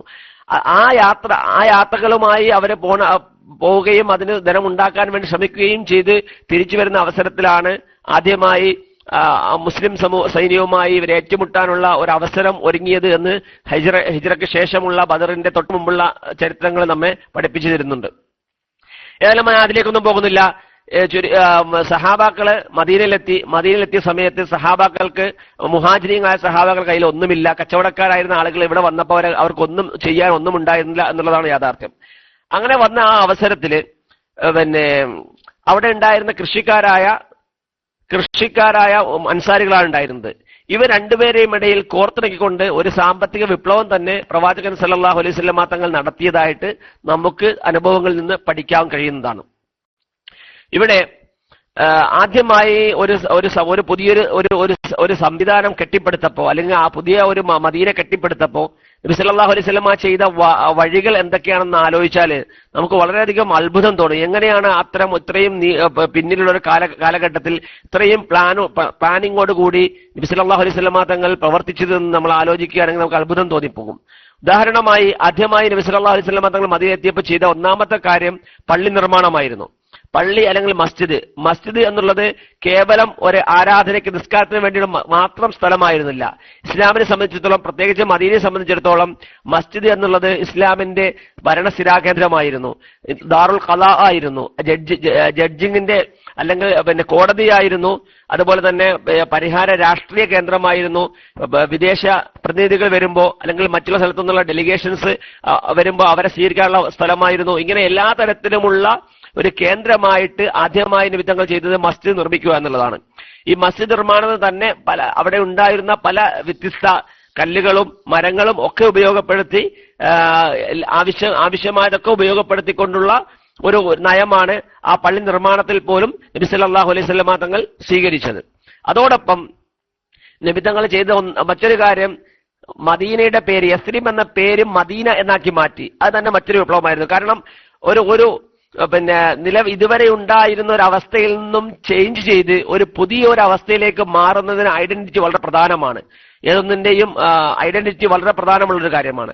അപ്പോൾ അതുകൊണ്ട് തന്നെ ഇതുവരെയുള്ള ചരിത്രം മാറ്റിവെച്ചൊരു പുതിയ ചരിത്രം തുടങ്ങുന്നതിനുള്ള ഒരു ആമുഖമായിട്ടാണ് ആ മദീനയ്ക്ക് മദീന എന്ന പേര് പോലും, മദീന മുനവ്വറ എന്ന പേര് പോലും, ആ മദീന എന്ന പേര് പോലും നബി സല്ലല്ലാഹു അലൈഹി വസല്ലം തങ്ങൾ നൽകുന്നത്. യസ്രിബ് എന്ന പേര് ഉപയോഗിക്കുന്നത് എനിക്ക് തീരെ ഇഷ്ടമുണ്ടായിരുന്നില്ല. മദീന എന്ന് തന്നെ നിങ്ങൾ ഉപയോഗിക്കണമെന്ന് നബി സല്ലല്ലാഹു അലൈഹി വസല്ലം തങ്ങൾ സഹാബാക്കളോട് പറഞ്ഞതായിട്ട് നമുക്ക് ചരിത്രത്തിൽ നിന്നും സീറകളിൽ നിന്നും മനസ്സിലാക്കാൻ കഴിയുന്നുണ്ട്. അപ്പൊ ആ പേര് മാറ്റിക്കൊണ്ട് തന്നെ ഒരു പുതിയ വിപ്ലവത്തിന് നബി സല്ലല്ലാഹു അലൈഹി വസല്ലം തങ്ങൾ തുടക്കം കുറിക്കുകയും അങ്ങനെ പള്ളി നിർമ്മിക്കുകയും ചെയ്തു. പള്ളി നിർമ്മിച്ചിട്ട് അടുത്തതായി നബി തങ്ങൾ മദീനയിൽ ചെയ്തത് എന്താണെന്ന് ചോദിച്ചാൽ വളരെയധികം നാം പഠിക്കേണ്ട കാര്യമാണ്. ഒന്നാമതായി പള്ളി നിർമ്മാണം, പള്ളി നടത്തി മുസ്ലിം ഭരണത്തിന്റെ സ്ഥിരാകേന്ദ്രമായി, ആരാധനയുടെ സ്ഥിരാകേന്ദ്രമായി, ആത്മീയതയുടെ സ്ഥിരാകേന്ദ്രമായി പള്ളി നിർമ്മിച്ചു. പള്ളി നിർമ്മാണത്തിന് ശേഷം രണ്ടാമതായി ചെയ്ത പണി അവിടെ മാർക്കറ്റ് ഉണ്ടാക്കുകയാണ്. മദീനയിൽ രണ്ടാമതായി നബി തങ്ങൾ ചെയ്ത പണി മാർക്കറ്റ് ഉണ്ടാക്കുകയാണ് സല്ലല്ലാഹു അലൈഹി വസല്ലം. അതിനുവേണ്ടി ഒരു സ്ഥലം അന്വേഷിച്ചു. ഒരു അങ്ങാടി സൂക്ക് ഉണ്ടാക്കാൻ വേണ്ടി, മാർക്കറ്റ് ഉണ്ടാക്കാൻ വേണ്ടി നബി സല്ലല്ലാഹു അലൈഹി വസല്ലം തങ്ങൾ അവിടെ അന്വേഷിച്ചു. മദീനയിലെ മാർക്കറ്റ് മുഴുവൻ കൈകാര്യം ചെയ്യുന്നത്, അല്ലെങ്കിൽ മദീനയിലെ കച്ചവടവും ബിസിനസ്സും മുഴുവൻ കൈകാര്യം ചെയ്തിരുന്നത് അന്ന് യഹൂദികളായിരുന്നു, ജൂതന്മാരായിരുന്നു. മദീനയിൽ അൻസാരികൾ അവർ കൃഷികളുമായി മാത്രം ബന്ധപ്പെട്ട് ജീവിച്ചപ്പോൾ മദീനയിലെ കച്ചവട രംഗം പൂർണ്ണമായും കൈപ്പിടിയിൽ ഒതുക്കിയിരുന്നത്, അതിന് ചെൽപ്പിടിയിൽ ഒതുക്കിയിരുന്നത് ജൂതന്മാരായിരുന്നു. അവര് അവിടെ പലിശ വളരെ വ്യാപകമായിരുന്നു. വഞ്ചനയും കളവുമൊക്കെ വ്യാപകമായ രീതിയിൽ നടത്തി വളരെ താറുമാറായിരുന്ന ഒരു സാമ്പത്തിക സംവിധാനമായിരുന്നു അവിടെ ഉണ്ടായിരുന്നത്. അതായത് ബനു ഖൈനഖാഇന്റെ സൂക്ക് എന്നറിയപ്പെടുന്ന ജൂതന്മാരുടെ പ്രധാന സൂക്കില് പ്രധാന നബി സല്ലല്ലാഹു അലൈഹി വസല്ലം മദീനയിലെ പ്രധാന അങ്ങാടിയിലെ പ്രധാന മാർക്കറ്റിൽ നിലനിന്നിരുന്നത് ചതിയും വഞ്ചനയും റിബയും പലിശയും കൊള്ളപ്പലിശയും എല്ലാമായിരുന്നു ഉണ്ടായിരുന്നത്. അങ്ങനെ നബി സല്ലല്ലാഹു അലൈഹി വസല്ലം തങ്ങൾ സ്ഥലം അന്വേഷിച്ചു. അപ്പം പറഞ്ഞു ജൂതന്മാരുടെ സൂക്ക് ഇന്ന സ്ഥലത്താണെന്ന് സഹാബ അവിടെ ഉണ്ടായ അൻസാരികൾ പറഞ്ഞു കൊടുത്തു. അപ്പൊ ജൂതരുടെ സൂക്കിന് അടുത്തായി, അവരുടെ മാർക്കറ്റിന് അടുത്തായിട്ടാണ് നബി സല്ലല്ലാഹു അലൈഹി വസല്ലം തങ്ങൾ ആദ്യം മുസ്ലിങ്ങൾക്കുള്ള മാർക്കറ്റ് തയ്യാറാക്കിയത്. അതിനു വേണ്ടിയിട്ട് ടെന്റ് കെട്ടി, കയറുകൾ കെട്ടി. ടെന്റും കയറും കെട്ടിയപ്പോ അപകടം തിരിച്ചറിഞ്ഞ തങ്ങളുടെ സാമ്പത്തിക മേധാവിത്വത്തിന് വലിയ ഭീഷണിയായി ഇത് മാറുമല്ലോ എന്ന് മനസ്സിലാക്കിയ ജൂതന്മാർ അന്നും ഇന്നും ലോകത്തെ സാമ്പത്തികമായി തെറ്റായ വഴികളിലൂടെ നയിച്ചുകൊണ്ടിരിക്കുന്ന ജൂതന്മാരാണ് അന്നും ഇന്നും. ഇന്നും നമുക്കറിയാം പലിശയുടെയൊക്കെ വക്താക്കള് അന്നത്തെ തന്നെ ആ വക്താക്കൾ തന്നെയാണ് പിന്നീട് ബാങ്കിങ് രംഗത്തും മറ്റുമൊക്കെ പലിശ വ്യാപകമാക്കി ലോകത്തെ പലിശയുടെ അധിഷ്ഠിതമായ ബാങ്കിങ് സംവിധാനത്തിലൂടെ ലോകത്തെ നയിക്കുകയും ചെയ്തത് ജൂതന്മാരായിരുന്നു എന്നും. ആ ജൂതന്മാർ തന്നെയാണ് അന്ന് മദീനയിലും സാമ്പത്തിക രംഗം നയിച്ചുകൊണ്ടിരുന്നത്. സ്വാഭാവികമായും നബി സല്ലല്ലാഹു അലൈഹി വസല്ലം തങ്ങളുടെ മാർക്കറ്റിന് അടുത്തായി മുസ്ലിങ്ങൾക്ക് വേണ്ടി മാർക്കറ്റ് നിർമ്മിച്ചപ്പോൾ നിർമ്മിക്കാൻ ഒരുങ്ങിയപ്പോൾ അവർക്ക് തീരെ ഇഷ്ടപ്പെട്ടില്ല. അവരുടെ നേതാവ് ഉടനെ തന്നെ നബി സല്ലല്ലാഹു അലൈഹി വസല്ലം തങ്ങൾ കുറ്റിയടിച്ച് എന്ന് പറഞ്ഞാൽ ഞാൻ ഉദ്ദേശിക്കുന്നത്, അതായത് ആ ടെന്റിന് സ്ഥലം തയ്യാറാക്കി ആ സ്ഥലത്ത് കയറുകൾ അഴിച്ചു മാറ്റി അത് തകർക്കാൻ ജൂതന്മാർ ശ്രമിച്ചു. ഉടനെ തന്നെ നബി സല്ലല്ലാഹു അലൈഹി വസല്ലം തങ്ങൾ എന്ത് ചെയ്തു? കാരണം നബി തങ്ങളും സഹാബത്തും മദീനയിലേക്ക് എത്തിയതേ ഉള്ളൂ. അവിടെ ഒരു നേരിടലോ അവരുമായൊരു ഏറ്റുമുട്ടലോ ഒരിക്കലും ശുഭകരമായിരുന്നില്ല. അതുകൊണ്ട് തന്നെ പൂർണ്ണമായ വിവേകത്തോടുകൂടി നബി സല്ലല്ലാഹു അലൈഹി വസല്ലം തങ്ങൾ പൂർണ്ണമായ വിവേകത്തോടുകൂടി നബി തങ്ങൾ എന്ത് ചെയ്തു? അവരവിടെ ഒഴിവാക്കിയിട്ടുണ്ടെങ്കിൽ പോകട്ടെ, നമുക്കിപ്പോ അവിടെ ഒന്നും ചെയ്യേണ്ട എന്ന് പറഞ്ഞുകൊണ്ട് മറ്റൊരു സ്ഥലത്തേക്ക് മാർക്കറ്റ് മാറ്റി സ്ഥാപിക്കുകയാണ് നബി സല്ലല്ലാഹു അലൈഹി വസല്ലം തങ്ങൾ ചെയ്തത്. അതിനുവേണ്ടി നബി തങ്ങൾ സഹാബത്തിനോട് സ്ഥലം അന്വേഷിച്ചു. എവിടെയാണ് നമുക്ക് മാർക്കറ്റ് തുടങ്ങാൻ പറ്റിയ അല്ലെങ്കിൽ മാർക്കറ്റ് ഓപ്പൺ ചെയ്യാൻ പറ്റിയ ഏറ്റവും നല്ല സ്ഥലം ഏതാണെന്ന് അന്വേഷിക്കുകയും, അപ്പോൾ സഹാബത്തിൽപ്പെട്ട ഒരാൾ നബിയെ ഞാൻ താങ്കൾക്ക് സ്ഥലം കാണിച്ചു തരാമെന്ന് പറഞ്ഞുകൊണ്ട് അൻസാരിൽപ്പെട്ട ഒരാൾ നബി സല്ലല്ലാഹു അലൈഹി വസല്ലമ തങ്ങളെയും കൂട്ടി മദീനയുടെ കുറച്ച് ആളുകൾ തിങ്ങി താമസിക്കുന്ന സ്ഥലത്ത് നിന്ന് ഒഴിവാക്കി കുറച്ച് വിശാലമായ ഒരു ഭാഗത്തേക്കാണ് നബി സല്ലല്ലാഹു അലൈഹി വസല്ലമ തങ്ങളെ കൊണ്ട് നയിച്ചത്. നബിക്ക് വളരെയധികം ഇഷ്ടപ്പെട്ടു ആ സ്ഥലം. നബിക്ക് വളരെ ഇഷ്ടപ്പെട്ടു. നബി പറഞ്ഞു, ഇത് വളരെ വിശാലമായ സ്ഥലമാണ്, നമ്മുടെ മുസ്ലിങ്ങളുടെ ഒരു ഒരു മാർക്കറ്റാണ് ഈ മാർക്കറ്റ്. അതുകൊണ്ട് തന്നെ ഇവിടെ ഒരിക്കലും ഒരു കുടിസുണ്ടാകാൻ പാടില്ല, വിശാലമായ സൗകര്യങ്ങൾ ഉണ്ടാകണം, നിങ്ങളുടെ ഒട്ടകങ്ങൾ കെട്ടാനുള്ള സ്ഥലം ഉണ്ടാകണം, നിങ്ങൾക്ക് വിശ്രമിക്കാനുള്ള സ്ഥലം ഉണ്ടാകണം. അപ്പൊ അതുകൊണ്ട് തന്നെ നിങ്ങൾക്ക് വിശ്രമിക്കാനും ഒട്ടകങ്ങളെ കെട്ടാനും മറ്റുമൊക്കെയുള്ള സൗകര്യമുള്ള ഒരു സ്ഥലം തന്നെയാണിത്. അതുകൊണ്ട് നമുക്ക് വളരെ പ്രയാസകരമായ കുടിസായ സ്ഥലത്തേക്ക് പോകേണ്ടതില്ല എന്ന് പറഞ്ഞുകൊണ്ട് വിശാലമായ ആ സ്ഥലം തന്നെ മാർക്കറ്റിനായി പ്രവാചകൻ സല്ലല്ലാഹു അലൈഹി വസല്ലമ തങ്ങൾ തിരഞ്ഞെടുക്കുകയായിരുന്നു. വളരെ വളരെ ആധുനിക കാലത്ത് നാം ഇന്നൊക്കെ അർബൻ പ്ലാനിങ്ങിനെ കുറിച്ചും അതുപോലെ തന്നെ ടൗൺ പ്ലാനിങ്ങിനെ കുറിച്ചുമൊക്കെ ചിന്തിക്കുമ്പോൾ നാമൊക്കെ ആലോചിക്കേണ്ട ഒരു വസ്തുത കൂടിയാണ്. ഒരു മാർക്കറ്റ് ഉണ്ടാക്കുമ്പോൾ അവിടെ വേണ്ട പാർക്കിംഗ് സൗകര്യങ്ങൾ, അവിടെ വേണ്ട മറ്റുള്ള ഫെസിലിറ്റികൾ ഓരോ സമൂഹത്തിനെയും അതാത് സമയത്തെയും സന്ദർഭത്തെയും അടിസ്ഥാനമാക്കി അവിടെ എന്തൊക്കെ സൗകര്യങ്ങൾ വേണോ അത്തരം സൗകര്യമുള്ള ഒരു മാർക്കറ്റ് നിർമ്മിക്കുക എന്നുള്ളതാണ് ഓരോ സമൂഹത്തിന്റെയും ബാധ്യത. അപ്പോൾ ആ നിലയ്ക്ക് അന്ന് മദീനയിൽ ഉണ്ടായിരുന്ന ആ സൗകര്യങ്ങൾ അനുസരിച്ച് നബി തങ്ങൾ പറഞ്ഞത് വളരെ സൗകര്യമുള്ള ഒരു സ്ഥലമാണിത്. കാരണം നിങ്ങൾക്ക് ഒട്ടകങ്ങൾ കെട്ടാം. ഇന്ന് നമ്മൾ വണ്ടി പാർക്ക് ചെയ്യുന്ന പോലെ അന്ന് ഒട്ടകങ്ങളെ കെട്ടേണ്ടിയിരുന്നു, അല്ലെങ്കിൽ കഴുതകൾ കെട്ടേണ്ടിയിരുന്നു. അപ്പൊ അതിനുള്ള സംവിധാനങ്ങളുള്ള സൗകര്യമുള്ള സ്ഥലമാണ് ഈ സ്ഥലം. ഇത് തന്നെ നമുക്ക് തെരഞ്ഞെടുക്കാം എന്ന് പറഞ്ഞുകൊണ്ട് നബി സല്ലല്ലാഹു അലൈഹി വസല്ലമ തങ്ങൾ മാർക്കറ്റ് ആ സ്ഥലം അംഗീകരിക്കുകയും മാർക്കറ്റിനായി അവിടെ ഹൈമ കെട്ടി വേർതിരിക്കുകയും ചെയ്തു. അതോടൊപ്പം നബി തങ്ങൾ ചെയ്തിരുന്നത്, നബി പള്ളിക്കും മാർക്കറ്റിനും ഒരേ നിയമമായിരുന്നു. എന്ന് പറഞ്ഞാൽ പള്ളിയിൽ ആദ്യം ആര് വരുന്നോ അയാൾക്ക് ഫസ്റ്റ് സഫിൽ സ്ഥലം കിട്ടും, അല്ലെ?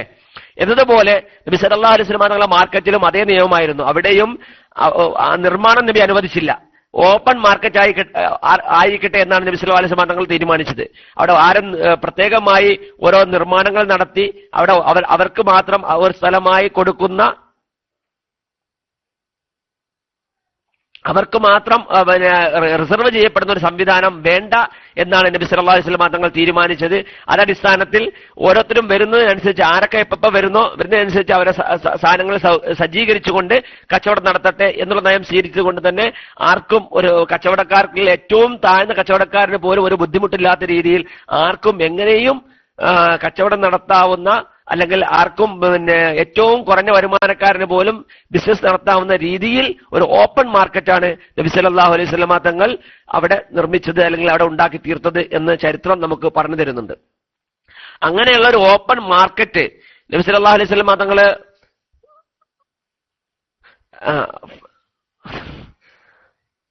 First come first serve basis, അത് തന്നെയാണ് നബി സല്ലല്ലാഹു അലൈഹി വസല്ലം സ്വീകരിച്ച നയം. ആദ്യം ആരും വരണോ അയാൾക്ക് ഏറ്റവും നല്ല സ്ഥലം കിട്ടും. ആ രൂപത്തിൽ ഓരോരുത്തർക്കും കച്ചവട കാര്യങ്ങൾ സജ്ജീകരിക്കാനുള്ള രീതിയിൽ മാർക്കറ്റ് ഉണ്ടാക്കി. അങ്ങനെ ആ മാർക്കറ്റ് നിർമ്മിച്ചതിന് ശേഷം പ്രത്യേകമായി പറഞ്ഞത് അവിടെ കൊള്ളപ്പലിശ, അതുപോലെ തന്നെ വഞ്ചന, മറ്റുള്ള കാര്യങ്ങൾ ഒന്നും ഇവിടെ പാടില്ല. ഇതൊന്നും ഇല്ലാത്ത സ്വതന്ത്രമായ, ഒരാൾക്കും ഒരു ബുദ്ധിമുട്ടും ഉണ്ടാക്കാത്ത, എല്ലാവരുടെയും ഹക്കുകൾ, എല്ലാവരുടെയും അവകാശങ്ങൾ പാലിക്കപ്പെടുന്ന ഒരു മാർക്കറ്റ് ആയിരിക്കും നമ്മുടെ മാർക്കറ്റ് എന്ന് പറഞ്ഞുകൊണ്ട് നബി സല്ലല്ലാഹു അലൈഹി വസല്ലം തങ്ങൾ മാർക്കറ്റ് നിർമ്മിക്കുകയാണ് ചെയ്തത്.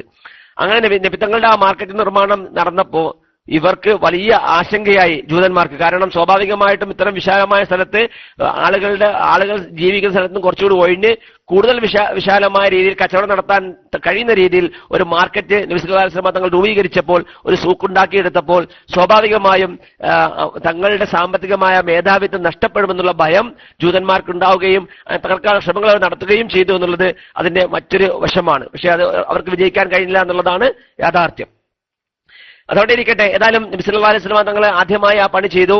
എന്ന് മാത്രമല്ല, മാർക്കറ്റിൽ ഇടയ്ക്കിടയ്ക്ക് നബി തങ്ങൾ ചെന്ന് പരിശോധിച്ചിട്ട് അവിടെ എന്തൊക്കെയാണ്, അവിടെ എന്തെങ്കിലും കള്ളത്തരങ്ങൾ നടക്കുന്നുണ്ടോ ചെയ്യുന്നുണ്ടോ എന്ന് നബി നോക്കും. ഒരിക്കലും നബി തങ്ങൾ മാർക്കറ്റിലൂടെ നടക്കുമ്പോൾ ഒരു സഹാബിയുടെ ഭക്ഷണത്തിലേക്ക് കൈയിട്ട് നോക്കി.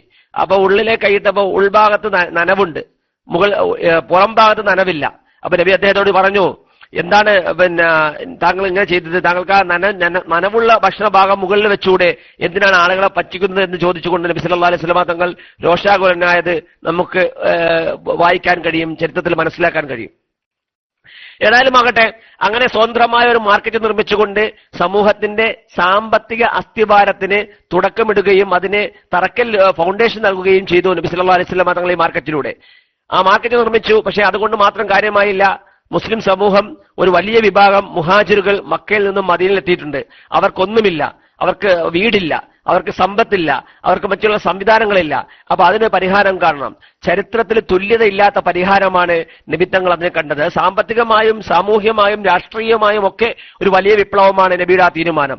എന്ന് പറഞ്ഞാൽ നമുക്കൊക്കെ അറിയുന്നത് പോലെ നബി സല്ലല്ലാഹു അലൈഹി വസല്ലം തങ്ങൾ ഒരു മുഹാജിറിന്റെയും ഒരു അൻസാറിന്റെയും, അൻസാരിയായ ഒരു സഹാബിയെയും മുഹാജിറായ സഹാബിയെയും വിളിച്ചുകൊണ്ട് രണ്ടുപേരുടെ ഇടയിൽ സഹോദരി ബന്ധം സ്ഥാപിച്ചു, അല്ലെങ്കിൽ അവരുടെ ഇടയിൽ പ്രത്യേകമായ ഒരു ബന്ധത്തിന് തുടക്കം കുറിച്ചു. എന്നിട്ട് പറഞ്ഞു, നിങ്ങളുടെ എല്ലാ കാര്യങ്ങളിലും ഇയാൾക്കും അവകാശമുണ്ട് എന്ന് പറഞ്ഞുകൊണ്ട് നബി രണ്ടുപേരെയും ഒരുമിച്ച് കൂട്ടുകയും അതുവഴി ഒന്നുമില്ലാതിരുന്ന ഒരു വിഭാഗത്തിന് എല്ലാം ഉണ്ടായി കൊടുക്കുകയും പങ്കുവെക്കലിന്റെ മനഃശാസ്ത്രം, അതായത് ഒരു പൈസ പോലും ചെലവാക്കാതെ അല്ലെങ്കിൽ പ്രത്യേകമായ ഒരു പദ്ധതി പോലും ഉണ്ടാക്കിയെടുക്കാതെ തന്നെ ഒരു വലിയ വിഭാഗത്തിന് ധനവും വീടും സമ്പത്തും എല്ലാം ഉണ്ടാകുന്ന ഒരു അവസ്ഥയിലേക്ക് കൊണ്ടെത്തുകയും ചെയ്ത ഒരു വലിയ വിപ്ലവമാണ് യഥാർത്ഥത്തിൽ നബി സല്ലല്ലാഹു അലൈഹി വസല്ലം തങ്ങൾ സഹാബത്തിനെയും മുഹാജിറുകളെയും അൻസാറുകളെയും പരസ്പരം ബന്ധിപ്പിക്കുന്നതിലൂടെ ചെയ്തെടുത്തത് എന്നുള്ളത് ഒരു വലിയ യാഥാർത്ഥ്യമാണ്.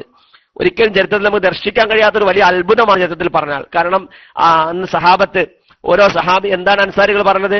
അൻസാരികൾ പറഞ്ഞു, ഞങ്ങൾ എല്ലാം നിങ്ങൾക്ക് വിട്ടു നൽകാം, ഞങ്ങളുടെ സമ്പത്ത് പകുതി നിങ്ങൾ എടുത്തോളൂ, ഞങ്ങളുടെ ധനത്തിന്റെ പകുതി നിങ്ങൾ എടുത്തോളൂ, ഞങ്ങളുടെ വീടിന്റെ പകുതി നിങ്ങൾ എടുത്തോളൂ, ഞങ്ങളുടെ ഭാര്യ, എനിക്ക് 2 ഭാര്യമാരുള്ള ആളുകൾ പറഞ്ഞു, നല്ല അബ്ദുറഹ്മാൻ ഔഫ് റളിയല്ലാഹുവിനോട് അൻസാരി അദ്ദേഹത്തോട് തന്റെ പങ്കാളിയായ സഹാബി പറഞ്ഞത്, അൻസാരിയായ സഹാബി പറഞ്ഞത് എന്താണ്?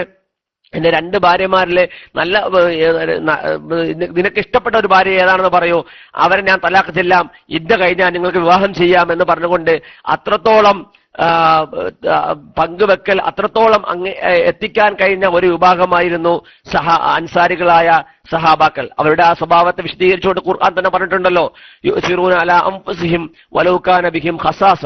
തങ്ങൾക്ക് വിശപ്പുള്ളപ്പോൾ പോലും മറ്റുള്ളവരെ തെരഞ്ഞെടുക്കുന്ന ആ മനഃശാസ്ത്രം, തങ്ങൾക്ക് ആവശ്യമുണ്ടാകുമ്പോൾ പോലും തങ്ങൾക്ക് വേണ്ട മറ്റുള്ളവനും വേണം എന്നുള്ള ആ വിശ്വാസം, അതാണ് പ്രവാചകൻ സല്ലല്ലാഹു അലൈഹി വസല്ലം തങ്ങളെ നടത്തിയ ഏറ്റവും വലിയ സാമ്പത്തിക വിപ്ലവം എന്ന് നമുക്ക് പറയേണ്ടി വരും. കാരണം കേവലമായ ഭൗതിക ദർശനങ്ങൾ വെച്ചുകൊണ്ട് ഭൗതികമായ സാമ്പത്തിക വളർച്ച ഉണ്ടാക്കിയെടുക്കുക എന്നുള്ളത് മാത്രമായിരുന്നില്ല ഇസ്ലാമിന്റെ സാമ്പത്തിക രീതിയുടെ, പ്രവാചകൻ സല്ലല്ലാഹു അലൈഹി വസല്ലം തങ്ങൾ മുന്നോട്ട് വെച്ച സാമ്പത്തിക ശാസ്ത്രത്തിന്റെ അടിസ്ഥാനം. മറിച്ച് എല്ലാവർക്കും സുരക്ഷിതമായ രീതിയിൽ, എല്ലാവർക്കും ആവശ്യമായ രീതിയിൽ സമ്പത്ത് ലഭ്യമാക്കുകയും അവർക്ക് ആവശ്യമായ രീതിയിൽ ജീവിക്കാനും കഴിയുന്ന, ഉള്ളവന് കൂടുതൽ കൂടുതൽ കിട്ടുകയും ഇല്ലാത്തവൻ വീണ്ടും വീണ്ടും സാമ്പത്തികമായ ബുദ്ധിമുട്ടിലേക്ക് നീങ്ങുകയും ചെയ്യുന്ന ഒരു രീതിശാസ്ത്രമല്ല നബി സല്ലല്ലാഹു അലൈഹി വസല്ലം തങ്ങൾ വിഭാവനം ചെയ്ത്. മറിച്ച് ഉള്ളവൻ ഇല്ലാത്തവന് പങ്കുവെച്ചുകൊണ്ട് ഉള്ളവനും ഇല്ലാത്തവനും സമമാകുന്ന ഒരു അവസ്ഥയിലേക്കാണ് നബി സല്ലല്ലാഹു അലൈഹി വസല്ലം തങ്ങൾ സാമ്പത്തിക വിപ്ലവത്തിലൂടെ സാധിച്ചെടുത്തത്. അപ്പൊ അതിന്റെ വലിയൊരു നിദർശനം, അല്ലെങ്കിൽ അതിന്റെ വലിയൊരു ഒരു രീതിയാണ് യഥാർത്ഥത്തിൽ ഈ ഒരു രൂപത്തിലൂടെ നബി സല്ലല്ലാഹു അലൈഹി വസല്ലം തങ്ങളെ ഉണ്ടാക്കിയെടുത്തത്. തീർച്ചയായും ജലീൽ സാഹിബ് ആയത്ത് ഇവിടെ പോസ്റ്റ് ചെയ്തിട്ടുണ്ട്. വളരെ പ്രധാനപ്പെട്ട ഈ വിഷയത്തെക്കുറിച്ച് വളരെ വ്യക്തമായി സൂചിപ്പിക്കുന്ന ഒരു ആയത്താണത്. വല്ലദീന തബവ്വഉ الدار والإيمان من قبلهم يحبون من هاجر إليهم ولا يجدون في صدورهم حاجة مما أوتوا ويؤثرون على أنفسهم ولو كان بهم خصاصة ومن يوق شح نفسه فأولئك هم المفلحون. അതാണ് ആ സമൂഹം എല്ലാം തയ്യാറാക്കി വെച്ചിരുന്നു. അൻസാരികള് ഹിജ്റയ്ക്ക് മുമ്പ് തന്നെ ഇവരെ സ്വീകരിക്കാൻ വേണ്ടി എല്ലാം റെഡിയാക്കി വെച്ചു. വന്നവരെ സ്വീകരിച്ചു, സ്നേഹിച്ചു. അവരുടെ മനസ്സിൽ ഒരു സംശയം പോലും ഇല്ലാത്ത രീതിയിൽ, മനസ്സിൽ ഒരു വിഷമവുമില്ലാതെ എല്ലാം പങ്കുവെക്കാൻ അവർ തയ്യാറായി. അങ്ങനെ സമൂഹത്തിന് വേണ്ടി സമർപ്പിച്ചു എന്നുള്ള ഒരു യാഥാർത്ഥ്യമാണ് ഇതിലൂടെ നമുക്ക് മനസ്സിലാക്കി തരുന്നത്. ഏതായാലും ആകട്ടെ, അതിനെയൊക്കെ സാമൂഹ്യ വശങ്ങളെക്കുറിച്ച് ചർച്ച ചെയ്യാൻ ഒരുപാട് വിശദമായി നമുക്ക് ചരിത്രമൊക്കെ വെച്ചുകൊണ്ട് ചർച്ച ചെയ്യാനുണ്ട്. പക്ഷെ ഞാൻ ചില പോയിന്റുകൾ മാത്രം നിങ്ങളുമായി ഞാൻ പങ്കുവെക്കുകയാണ്, പ്രധാനപ്പെട്ട പോയിന്റുകൾ മാത്രം പങ്കുവെക്കുകയാണ്. ഏതായാലും അങ്ങനെ സമൂഹത്തിലെ പരസ്പരം ഇണക്കിക്കൊണ്ട് ആളുകൾക്ക് ഇല്ലാത്തവന് കൂടി ഉണ്ടാക്കി കൊടുക്കുന്ന ഒരു അവസ്ഥ നബി സല്ലല്ലാഹു അലൈഹി വസല്ലം തങ്ങൾ ഉണ്ടാക്കിയെടുത്തു. പക്ഷേ അൻസാരികളായ സഹാബികൾ പറഞ്ഞു, ഞങ്ങൾക്ക് തോട്ടമുണ്ട്, നബിയെ തോട്ടം പകുതിയാക്കിയിട്ട് മുഹാജിറുകൾ കൊടുക്കൂ എന്ന് പറഞ്ഞു. അപ്പൊ നബി പറഞ്ഞു അതിന്റെ ആവശ്യമില്ല എന്ന് പറഞ്ഞു. മറിച്ച് അവരെന്ത് ചെയ്തു, അവരവിടെ ജോലിയെടുത്തു. ആ ജോലിയുടെ ഭാഗമായി അവർക്കും അൻസാരികളായ സഹാബാക്കളും അതിന്റെ ഫലം, അതിന്റെ ലാഭം അവർ പരസ്പരം പങ്കുവെക്കുന്ന ഒരു അവസ്ഥയിലേക്ക് അത് ഉണ്ടാക്കിയെടുക്കുകയും ചെയ്തു. അതിനുശേഷം മറ്റൊന്ന് നബി സല്ലല്ലാഹു അലൈഹി വസല്ലം തങ്ങൾ നടത്തിയത് മദീനയിലെ കാർഷിക വിപ്ലവമായിരുന്നു. ഇങ്ങനെ സാമ്പത്തിക വിപ്ലവം അല്ലെങ്കിൽ ബിസിനസ്സിലൂടെ മാർക്കറ്റിലൂടെ ബിസിനസ് വളർത്തിയെടുത്തു, അവിടെ ഉണ്ടാക്കി കൊടുത്തു. അതിനുശേഷം നബി സല്ലല്ലാഹു അലൈഹി വസല്ലം തങ്ങൾ മറ്റൊന്ന് നടത്തിയത് കാർഷിക വിപ്ലവമായിരുന്നു. സ്വാഭാവികമായും മദീനയിലെ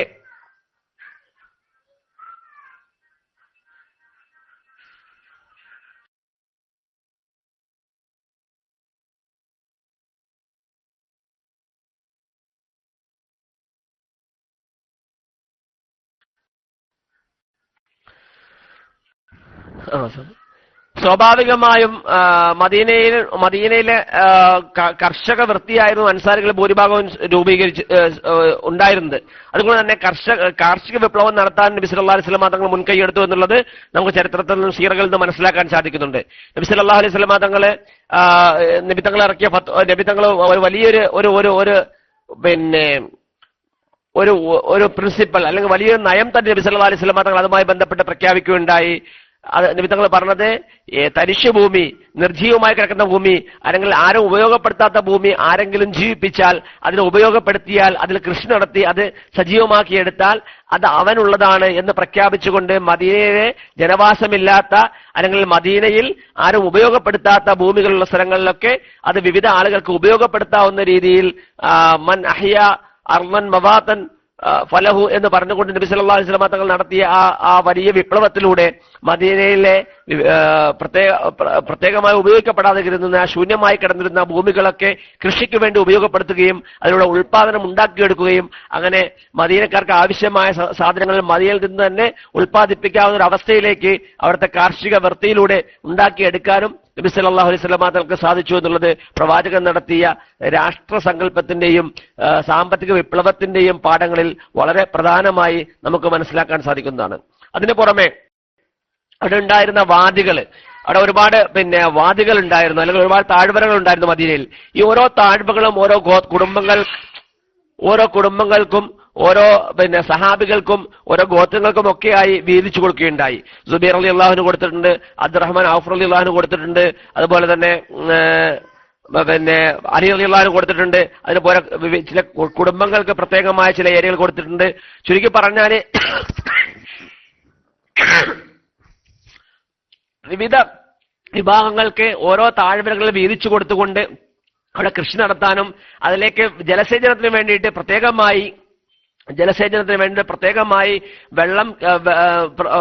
വെള്ളക്കെട്ടുള്ള സ്ഥലങ്ങളിലെ വെള്ളം വഴിതിരിച്ചു വിടാനും അതിനെ കെട്ടി നിർത്തി മുകളിൽ നിന്നും താഴേക്ക് ജലസേചനം നടത്തുന്ന രീതിയിൽ ജലസേചന വ്യവസ്ഥ തന്നെ ഉണ്ടാക്കിയെടുക്കാനും ഒക്കെ നബി സല്ലല്ലാഹു അലൈഹി വസല്ലം തങ്ങൾ ശ്രമിച്ചിരുന്നു. അതിൽ വിജയിക്കുകയും ചെയ്തു എന്നുള്ളത് ചരിത്രം വിശദീകരിക്കുന്നുണ്ട്. വളരെ പിന്നീട് ഉസ്മാൻ റളിയല്ലാഹുവിന്റെ കാലത്ത് വെള്ളപ്പൊക്കം ഈ നബി സല്ലല്ലാഹു അലൈഹി വസല്ലം തങ്ങൾ ഉണ്ടാക്കിയെടുത്ത ജലസേചന രീതിയിലൂടെ ഒരുപാട് കൃഷിസ്ഥലങ്ങളിലേക്ക് വെള്ളം എത്തിക്കാൻ സാധിക്കുകയും ചെയ്തു. അവസാനം ആ വെള്ളം ഒരുപാട് കെട്ടി നിർത്തി ഉപയോഗപ്പെടുത്താൻ കഴിയുക വഴി അവസാനം വെള്ളം അധികമായി ഉസ്മാൻ റളിയല്ലാഹുവിന്റെ കാലത്ത് വെള്ളപ്പൊക്കം ഉണ്ടാകുന്ന ഒരു അവസ്ഥയിലേക്ക് നീങ്ങിയപ്പോൾ അവിടെ പ്രത്യേകമായി തടയണ കെട്ടി ആ വെള്ളപ്പൊക്കത്തെ തടുക്കാൻ ഉസ്മാൻ റളിയല്ലാഹു ശ്രമിച്ച കാര്യവും ചരിത്രത്തിൽ നമുക്ക് പഠിക്കാൻ കഴിയുന്ന കാര്യങ്ങളാണ്. ഇങ്ങനെ ചുരുക്കി പറഞ്ഞാല് ഏതൊക്കെ മേഖലകളുണ്ടോ ആ മേഖലകളിലെല്ലാം നബി സല്ലല്ലാഹു അലൈഹി വസല്ലം തങ്ങൾ വിപ്ലവം നടത്താൻ അല്ലെങ്കിൽ മാറ്റങ്ങൾ വരുത്താൻ പ്രവാചകൻ സല്ലല്ലാഹു അലൈഹി വസല്ലം തങ്ങൾ ശ്രമിച്ചതിന്റെ വലിയ തെളിവുകൾ പ്രവാചകൻ സല്ലല്ലാഹു അലൈഹി വസല്ലം തങ്ങളുടെ ചരിത്രത്തിലൂടെ നമുക്ക് നടന്നു പോകുമ്പോൾ അല്ലെങ്കിൽ അതിലൂടെ പഠിക്കുമ്പോൾ മനസ്സിലാക്കാൻ ശ്രമിക്കുമ്പോൾ നമുക്ക് മനസ്സിലാക്കാൻ കഴിയുന്ന കാര്യമാണ്. അതിനൊക്കെ പുറമെ നബി സല്ലല്ലാഹു അലൈഹി വസല്ലം തങ്ങളെ മറ്റൊരു ഇസ്ലാമിന്റെ സാമ്പത്തിക നയത്തിന്റെ രീതിയിലേക്ക് നാം പോവുകയാണെങ്കിൽ ഒരുപാട് കാര്യങ്ങൾ നബി അവരുടെ മുമ്പിൽ വെച്ചു. എന്തൊക്കെയാണ്? ആദ്യമായി നബി സല്ലല്ലാഹു അലൈഹി വസല്ലം പറഞ്ഞത് പലിശ ഹറാമാക്കിക്കൊണ്ട് നബി തങ്ങളുടെ കൽപ്പന വന്നു. അള്ളാഹു റസൂൽ സല്ലല്ലാഹു അലൈഹി വസല്ലം തങ്ങളും പലിശ ഹറാമാക്കിക്കൊണ്ട് പലിശയെ കൊടും പാപമായി, ഏറ്റവും വലിയ പാപമായി പലിശയെ ഇസ്ലാം വിലയിരുത്തി. അതിലൂടെ പലിശ കൊടുക്കരുത്, പലിശ വാങ്ങരുത്, പലിശ വാങ്ങുന്നവൻ ശപിക്കപ്പെട്ടവനാണ് എന്ന് നബി സല്ലല്ലാഹു അലൈഹി വസല്ലം സമൂഹത്തെ ഉണർത്തുക മാത്രമല്ല, മറിച്ച് നബി തങ്ങൾ പറഞ്ഞ ആദ്യമായി ഞാൻ ക്യാൻസൽ ചെയ്യുന്ന പലിശ അത് എന്റെ പിതൃവ്യനായ അബ്ബാസ് റളിയല്ലാഹുവിന്റെ പലിശയാണെന്ന് പറഞ്ഞുകൊണ്ട് അബ്ബാസ് റളിയല്ലാഹുവിന് ആരെങ്കിലും പലിശ കൊടുക്കാറുണ്ടെങ്കിൽ ആരും കൊടുക്കേണ്ടതില്ല, മറിച്ച് മൂലധനം മാത്രം കൊടുത്താൽ മതി എന്ന് പറഞ്ഞുകൊണ്ട് നബി തങ്ങൾ വലിയൊരു വിപ്ലവത്തിന് അങ്ങനെയും തുടക്കം കുറിച്ചു. അവിടെ മറ്റൊരു മനസ്സിലാക്കാനുള്ളത് വളരെ പ്രായോഗികമായിട്ടാണ് നബി തങ്ങൾ ഓരോ കാര്യത്തിലും ഇടപെടുന്നത്.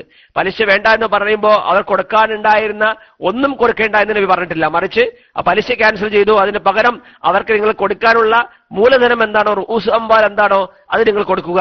അതേസമയം നിങ്ങൾ എന്ത് ചെയ്യരുത്, നിങ്ങൾ പലിശ അവർക്ക് കൊടുക്കരുത്, വാങ്ങുകയും ചെയ്യരുത് എന്ന് കൽപ്പിക്കുകയും ചെയ്തു. ലാ തദ്ലിമൂന വലാ തുദ്ലമൂൻ ഇസ്ലാമിന്റെ അടിസ്ഥാന നയമാണ്. സാമ്പത്തിക വിഷയങ്ങളിലും മറ്റുള്ള വിഷയങ്ങളിലും ഒക്കെയുള്ള ഇസ്ലാമിന്റെ അടിസ്ഥാന നയമാണ് ഒരാൾക്ക് ആക്രമിക്കപ്പെടുകയോ അയാൾ അക്രമത്തിന് ഇരയാവുകയോ ചെയ്യരുത്, അല്ലെങ്കിൽ ഒരാൾക്ക് ഉപദ്രവം ഏൽപ്പിക്കരുത് ചെയ്യരുത്, അയാൾ ഉപദ്രവത്തിന് ഇരയാവുകയും ചെയ്യരുത്.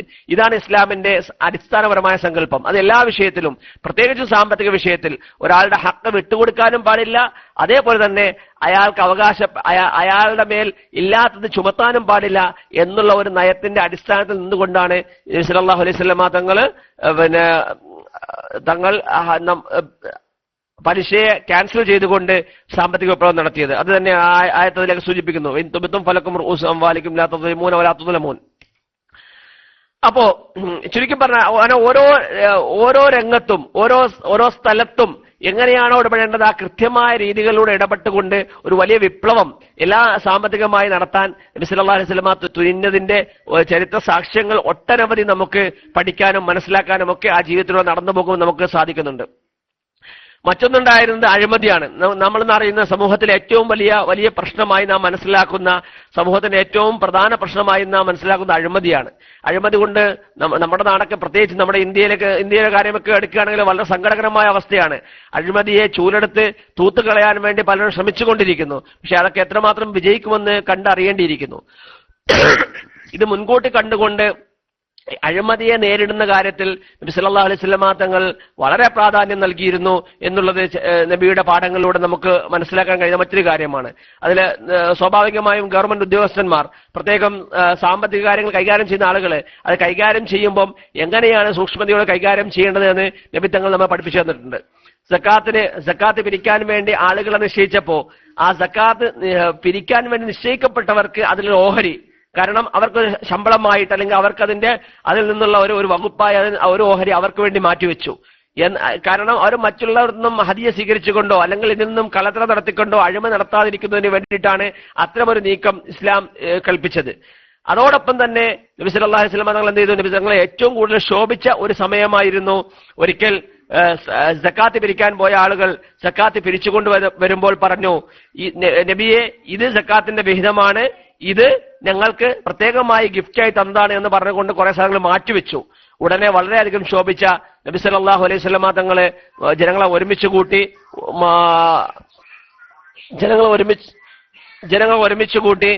നബി സല്ലല്ലാഹു അലൈഹി വസല്ലം തങ്ങൾ മിമ്പറിൽ കയറി പ്രസംഗിച്ചുകൊണ്ട് നബി തങ്ങൾ പറഞ്ഞത് വളരെ ചരിത്രത്തിൽ എന്നും രേഖപ്പെടുത്തപ്പെടേണ്ട, എന്നും മനസ്സിലാക്കേണ്ട ഒരു കാര്യമാണ്. നബി പറഞ്ഞു, നമ്മൾ ആളുകളെ അയക്കും സക്കാത്ത് ഓരോ കാര്യങ്ങൾക്ക് വേണ്ടി. അവര് പോയിട്ട് വന്നിട്ട് പറയും, ഇത് എനിക്ക് ഹദാ ലി എന്ന് പറഞ്ഞുകൊണ്ട് അവർ പറയും, ഇത് ബൈത്തുൽ മാലിനുള്ളതാണ്, ഇത് മുസ്ലിം സമൂഹത്തിന്റെ ബൈത്തുൽ മാലിലേക്കുള്ളതാണ്, പക്ഷെ ഇത് എനിക്കുള്ളതാണ് എന്ന് പറഞ്ഞുകൊണ്ട് അവർ വരും. എന്നിട്ട് നബി വളരെ രോഷത്തോടെ ചോദിച്ച ഒരു ചോദ്യമുണ്ട്. അവരെ സ്വന്തം ഉമ്മാന്റെയോ വാപ്പാന്റെയോ വീട്ടിൽ ഇരുന്നുവെങ്കിൽ,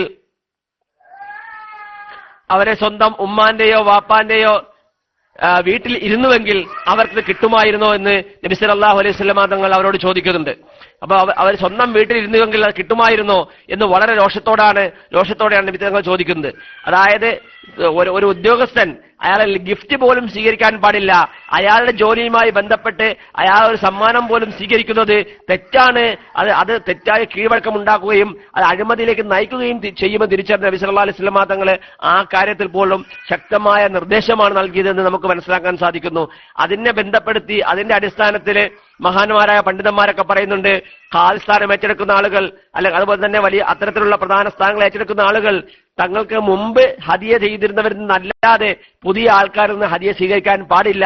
കാരണം അത് അവർക്ക് ഫേവർ ചെയ്യുന്നതിന് വേണ്ടി അവർക്ക് എന്തെങ്കിലും ആനുകൂല്യങ്ങൾ നൽകുന്നതിലേക്ക് എത്തിക്കാൻ സാധ്യതയുണ്ട്. അതുകൊണ്ട് തന്നെ ചെയ്യരുത് എന്ന് പണ്ഡിതന്മാരെ പറയുന്നതായിട്ട് നമുക്ക് മനസ്സിലാക്കാൻ സാധിക്കും. അപ്പോൾ ഇത്തരത്തിൽ സാമ്പത്തിക രംഗത്തെ അഴിമതികൾക്കെതിരെ, സാമ്പത്തിക രംഗത്തെ അരാജകത്തിനെതിരെ നബി സല്ലല്ലാഹു അലൈഹി വസല്ലം തങ്ങൾ വാളുയർത്തിയിരുന്നു എന്നാണ് നമുക്ക് പഠിക്കാൻ കഴിയുന്ന, മനസ്സിലാക്കാൻ കഴിയുന്ന ഒരു കാര്യം. അവിടെ ഇത്തരം വിഷയങ്ങൾ പറഞ്ഞു വരുമ്പോൾ മറ്റൊരു കാര്യം നമ്മൾ നബി സല്ലല്ലാഹു അലൈഹി വസല്ലം തങ്ങൾ സാമ്പത്തികമായി ബന്ധപ്പെട്ട് പറയുമ്പോൾ ഒരു വളരെ പ്രധാനപ്പെട്ട കാര്യം നമ്മൾ മനസ്സിലാക്കേണ്ടതുണ്ട്. അതായത് നമുക്കറിയുന്ന രണ്ട് സാമ്പത്തിക നയങ്ങളാണ്. ഒന്ന് ക്യാപിറ്റലിസ്റ്റ് സാമ്പത്തിക നയം, മറ്റൊന്ന് സോഷ്യലിസ്റ്റ് സാമ്പത്തിക നയം. ഒന്ന് മുതലാളിത്ത മൂലധന വ്യവസ്ഥ എന്ന് പറയുന്നു, മറ്റൊന്ന് സോഷ്യലിസ്റ്റ് കമ്മ്യൂണിസ്റ്റ് വ്യവസ്ഥ, അതല്ലെങ്കിൽ അതിന്റെ എന്താണ് മലയാളം പറയുന്നത് എനിക്കറിയാം, സോഷ്യലിസ്റ്റ് വ്യവസ്ഥ. ഏതായാലും ആകട്ടെ, നബി സല്ലല്ലാഹു അലൈഹി വസല്ലം തങ്ങൾ ഏതായാലും എല്ലാ കാര്യങ്ങൾക്കുമുള്ള ഹദീസും ആയത്തും നമ്മൾ ജലീൽ സാഹിബ് കൊണ്ടുവരുന്നുണ്ട്. വളരെ സന്തോഷമുണ്ട്. നബിയുടെ ആ വാക്ക് വളരെ സൂക്ഷിക്കേണ്ട ഒരു വാക്കാണ്. നബി പറഞ്ഞത് ഹല്ലാ ജലസ്ത ഫീ ബൈതി അബീക വ ഉമ്മിക് ഹത്താ തഅതിക ഹദിയതുക ഇൻ കുന്ത സാദിഖ. നബി പറഞ്ഞ വാക്കതാ.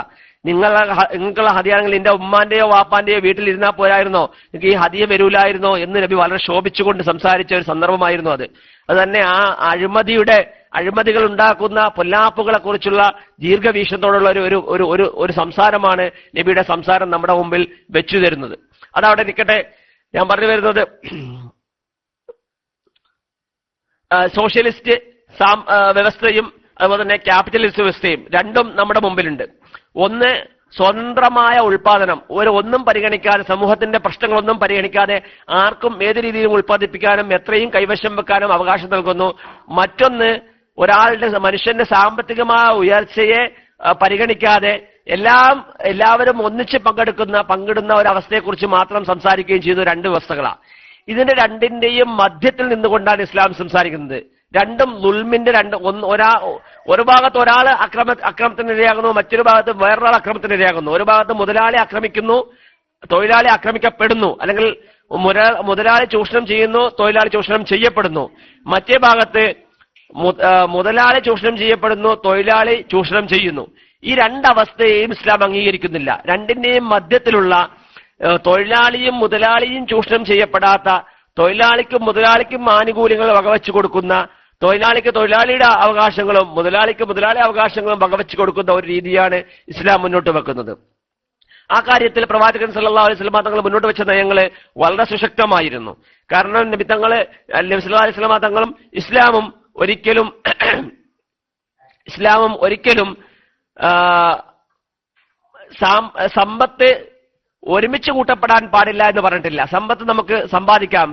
വ്യക്തികളുടെ സാമ്പത്തിക സ്വാതന്ത്ര്യം ഇസ്ലാം ചോദ്യം ചെയ്തിട്ടില്ല. വ്യക്തികൾക്ക് സമ്പാദിക്കാനും കൈവശം വെക്കാനും വിതരണം ചെയ്യാനും അത് ഉപയോഗപ്പെടുത്താനുമുള്ള അവകാശം ഇസ്ലാം വകവെച്ചു കൊടുത്തു ഒരു ഭാഗത്ത്.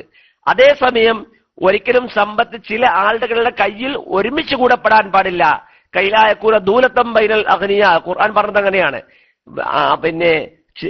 ചുരുക്കം ചില ധനാഢ്യരുടെ കൈകളിൽ കളിക്കുന്ന ഒരു വസ്തുവായി ധനം മാറരുത്. മറിച്ച് സമൂഹത്തിന്റെ പൊതുവായ ആവശ്യങ്ങൾക്ക് സമൂഹത്തിൽ മുഴുവനും വിതരണം ചെയ്യപ്പെട്ടുകൊണ്ടിരിക്കുന്ന, പ്രസരിച്ചു കൊണ്ടിരിക്കുന്ന, സമൂഹത്തിൽ ഉപയോഗപ്പെടുത്തപ്പെട്ടുകൊണ്ടിരിക്കുന്ന ഒരവസ്ഥയിലേക്ക് ധനം മാറണം എന്നൊരു നയം ഇസ്ലാം മുന്നോട്ട് വെക്കുകയുണ്ടായി. അതിന്റെ അടിസ്ഥാനത്തിൽ അതിനെ വിതരണം ചെയ്യുന്ന ഉൽപാദനത്തെക്കുറിച്ച് മാത്രമല്ല ഇസ്ലാം സംസാരിച്ചത്, മറിച്ച് വിതരണത്തെക്കുറിച്ച് കൂടിയാണ് ഇസ്ലാം സംസാരിച്ചത്.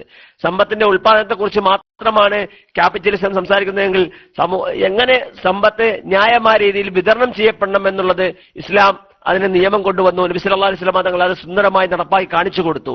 അതാണ് സക്കാത്തിലൂടെ, സദഖയിലൂടെ, ഇഖായിലൂടെ, വിവിധ രൂപങ്ങളിലൂടെ നബി സല്ലല്ലാഹു അലൈഹി വസല്ലം തങ്ങൾ സമൂഹത്തിന് മുമ്പിൽ സമർപ്പിച്ചത്. സക്കാത്തിലൂടെ ആ സമൂഹത്തിന്റെ ധനം ചില ആളുകളിൽ മാത്രം കുമിഞ്ഞുകൂടുന്ന അവസ്ഥയിൽ നിന്ന് ഒഴിവാക്കി സമൂഹത്തിലെ എല്ലാവരിലേക്കും എത്തുന്ന ഒരു ചാനൽ അതിലൂടെ സൃഷ്ടിക്കപ്പെട്ടു. സദഖയിലൂടെ അതിനുള്ള സംവിധാനങ്ങൾ ഉണ്ടാക്കി. വഖഫ് ഇസ്ലാമിക സാമ്പത്തിക ശാസ്ത്രത്തിലെ ഏറ്റവും വലിയ ഒരു വിപ്ലവമാണ് വഖഫ് എന്നുള്ളത്. വഖഫിലൂടെ സമൂഹത്തിന്റെ ധനം സ്ഥിരമായി സമൂഹത്തിലെ വിവിധ വിഭാഗങ്ങൾക്ക് കിട്ടുന്ന ഒരവസ്ഥ വഖഫിലൂടെ സൃഷ്ടിച്ചെടുത്തു. ഇന്ന് സമൂഹം മറന്നുപോയിക്കൊണ്ടിരിക്കുന്ന ചില സംഗതികളാണ് വഖഫ് പോലത്തെ കാര്യങ്ങൾ. ഇത്തരത്തിലുള്ള ഇൻസ്റ്റിറ്റ്യൂഷൻ, ഇത്തരത്തിലുള്ള സാമ്പത്തിക വസ്തുക്കളിലൂടെ വിവിധ തരത്തിലുള്ള സാമ്പത്തിക ക്രിയകൾ രൂപപ്പെടുത്തുകയും അതിലൂടെ സമൂഹത്തിന് പുതുതായ സാമ്പത്തികമായ ഉയർച്ച ഉണ്ടായിക്കൊടുക്കുകയും ചെയ്തു. അതേസമയം സമൂഹത്തിന് ഉപദ്രവമുണ്ടാക്കുന്ന പലിശ നിരോധിച്ചു, വഞ്ചന നിരോധിച്ചു. വിവിധ തരത്തിലുള്ള കച്ചവട രൂപങ്ങൾ ഉണ്ടായിരുന്നു സമൂഹത്തില്. പല രീതിയിലുള്ള കച്ചവട രൂപങ്ങൾ അന്ന് സമൂഹത്തിലുണ്ടായിരുന്നു. എന്തൊക്കെയാണ്?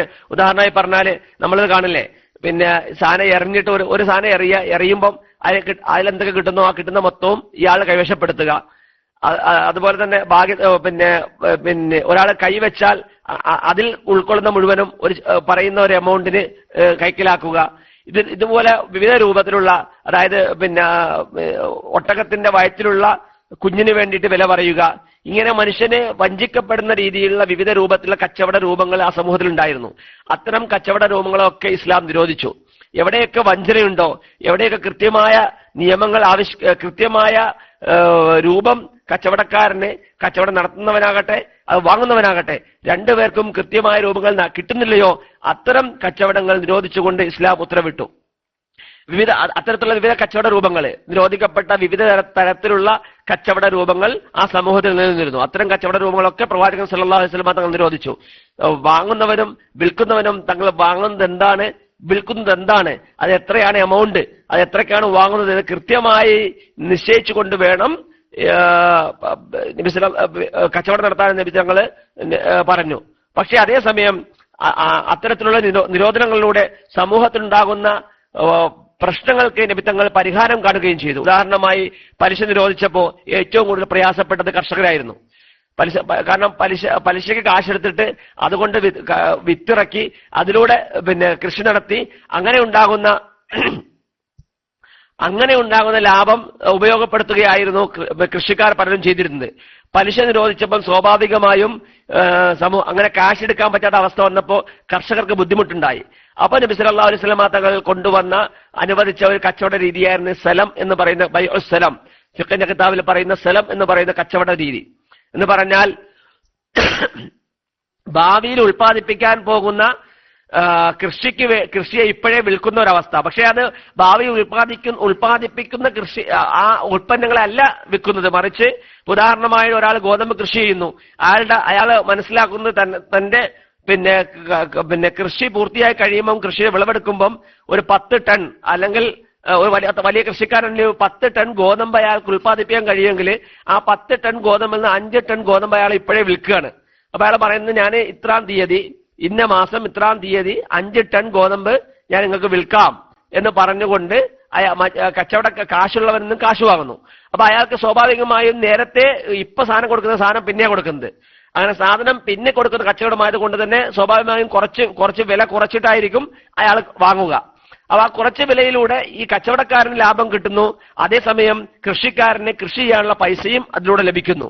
അതേസമയം അതിലൂടെ റിബയിലൂടെ അല്ലെങ്കിൽ പലിശയിലൂടെയോ സമൂഹത്തിനെ ദ്രോഹിക്കുന്ന ഒരു രൂപം അതിൽ വരുന്നുമില്ല. അത്തരം ഒരു രൂപം നടപ്പിലാക്കിയതോടുകൂടി സ്വാഭാവികമായും കൃഷിക്കാർക്ക് ധനം കിട്ടാനുള്ള ഒരു മാർഗം തുറന്നുകൊടുത്തു. അതിലൂടെ ആ സ്ഥലം കച്ചവടത്തിലൂടെ അവർക്ക് കൃഷി ചെയ്യാനുള്ള പണമുണ്ടായി. അതേസമയം അതിന് പ്രത്യേകമായ നിബന്ധനകൾ ഇസ്ലാം മുന്നോട്ട് വെച്ചിട്ടുമുണ്ട്. അതായത് അവിടെ നടത്തുന്ന ആ കൃഷി അവിടെ നൽകുന്നു എന്ന് പറയുന്ന ആ 5 ടൺ ഗോതമ്പ് അതൊരിക്കലും ഈ വിളവെടുപ്പിലൂടെ ഉണ്ടാകുന്ന ഗോതമ്പായിരിക്കുമെന്ന് നിജപ്പെടുത്താൻ പാടില്ല. മറിച്ച് അഥവാ ഇൻ കേസ് അയാൾക്ക് ആ കൃഷി നടത്താൻ പറ്റിയില്ല, അല്ലെങ്കിൽ ആ കൃഷിയിലൂടെ ആ ഗോതമ്പുണ്ടാക്കാൻ പറ്റിയില്ല എങ്കിൽ പോലും ഇയാൾ ഈ ഗോതമ്പ് കൊടുക്കാൻ ബാധ്യസ്ഥരാണ്. അതുകൊണ്ട് തന്നെ മാർക്കറ്റിൽ സമാനമായ വസ്തുക്കൾ ലഭ്യമായ വസ്തുക്കൾക്ക് മാത്രമേ സെലമിലൂടെ കച്ചവടം നടത്താൻ പറ്റൂ എന്നുള്ള നിബന്ധന കൂടി ഇസ്ലാം മുന്നോട്ട് വെച്ചു. ഇങ്ങനെ വിവിധ രീതികളിലൂടെ പരിഹാരങ്ങൾ നടത്തുകയും വിവിധ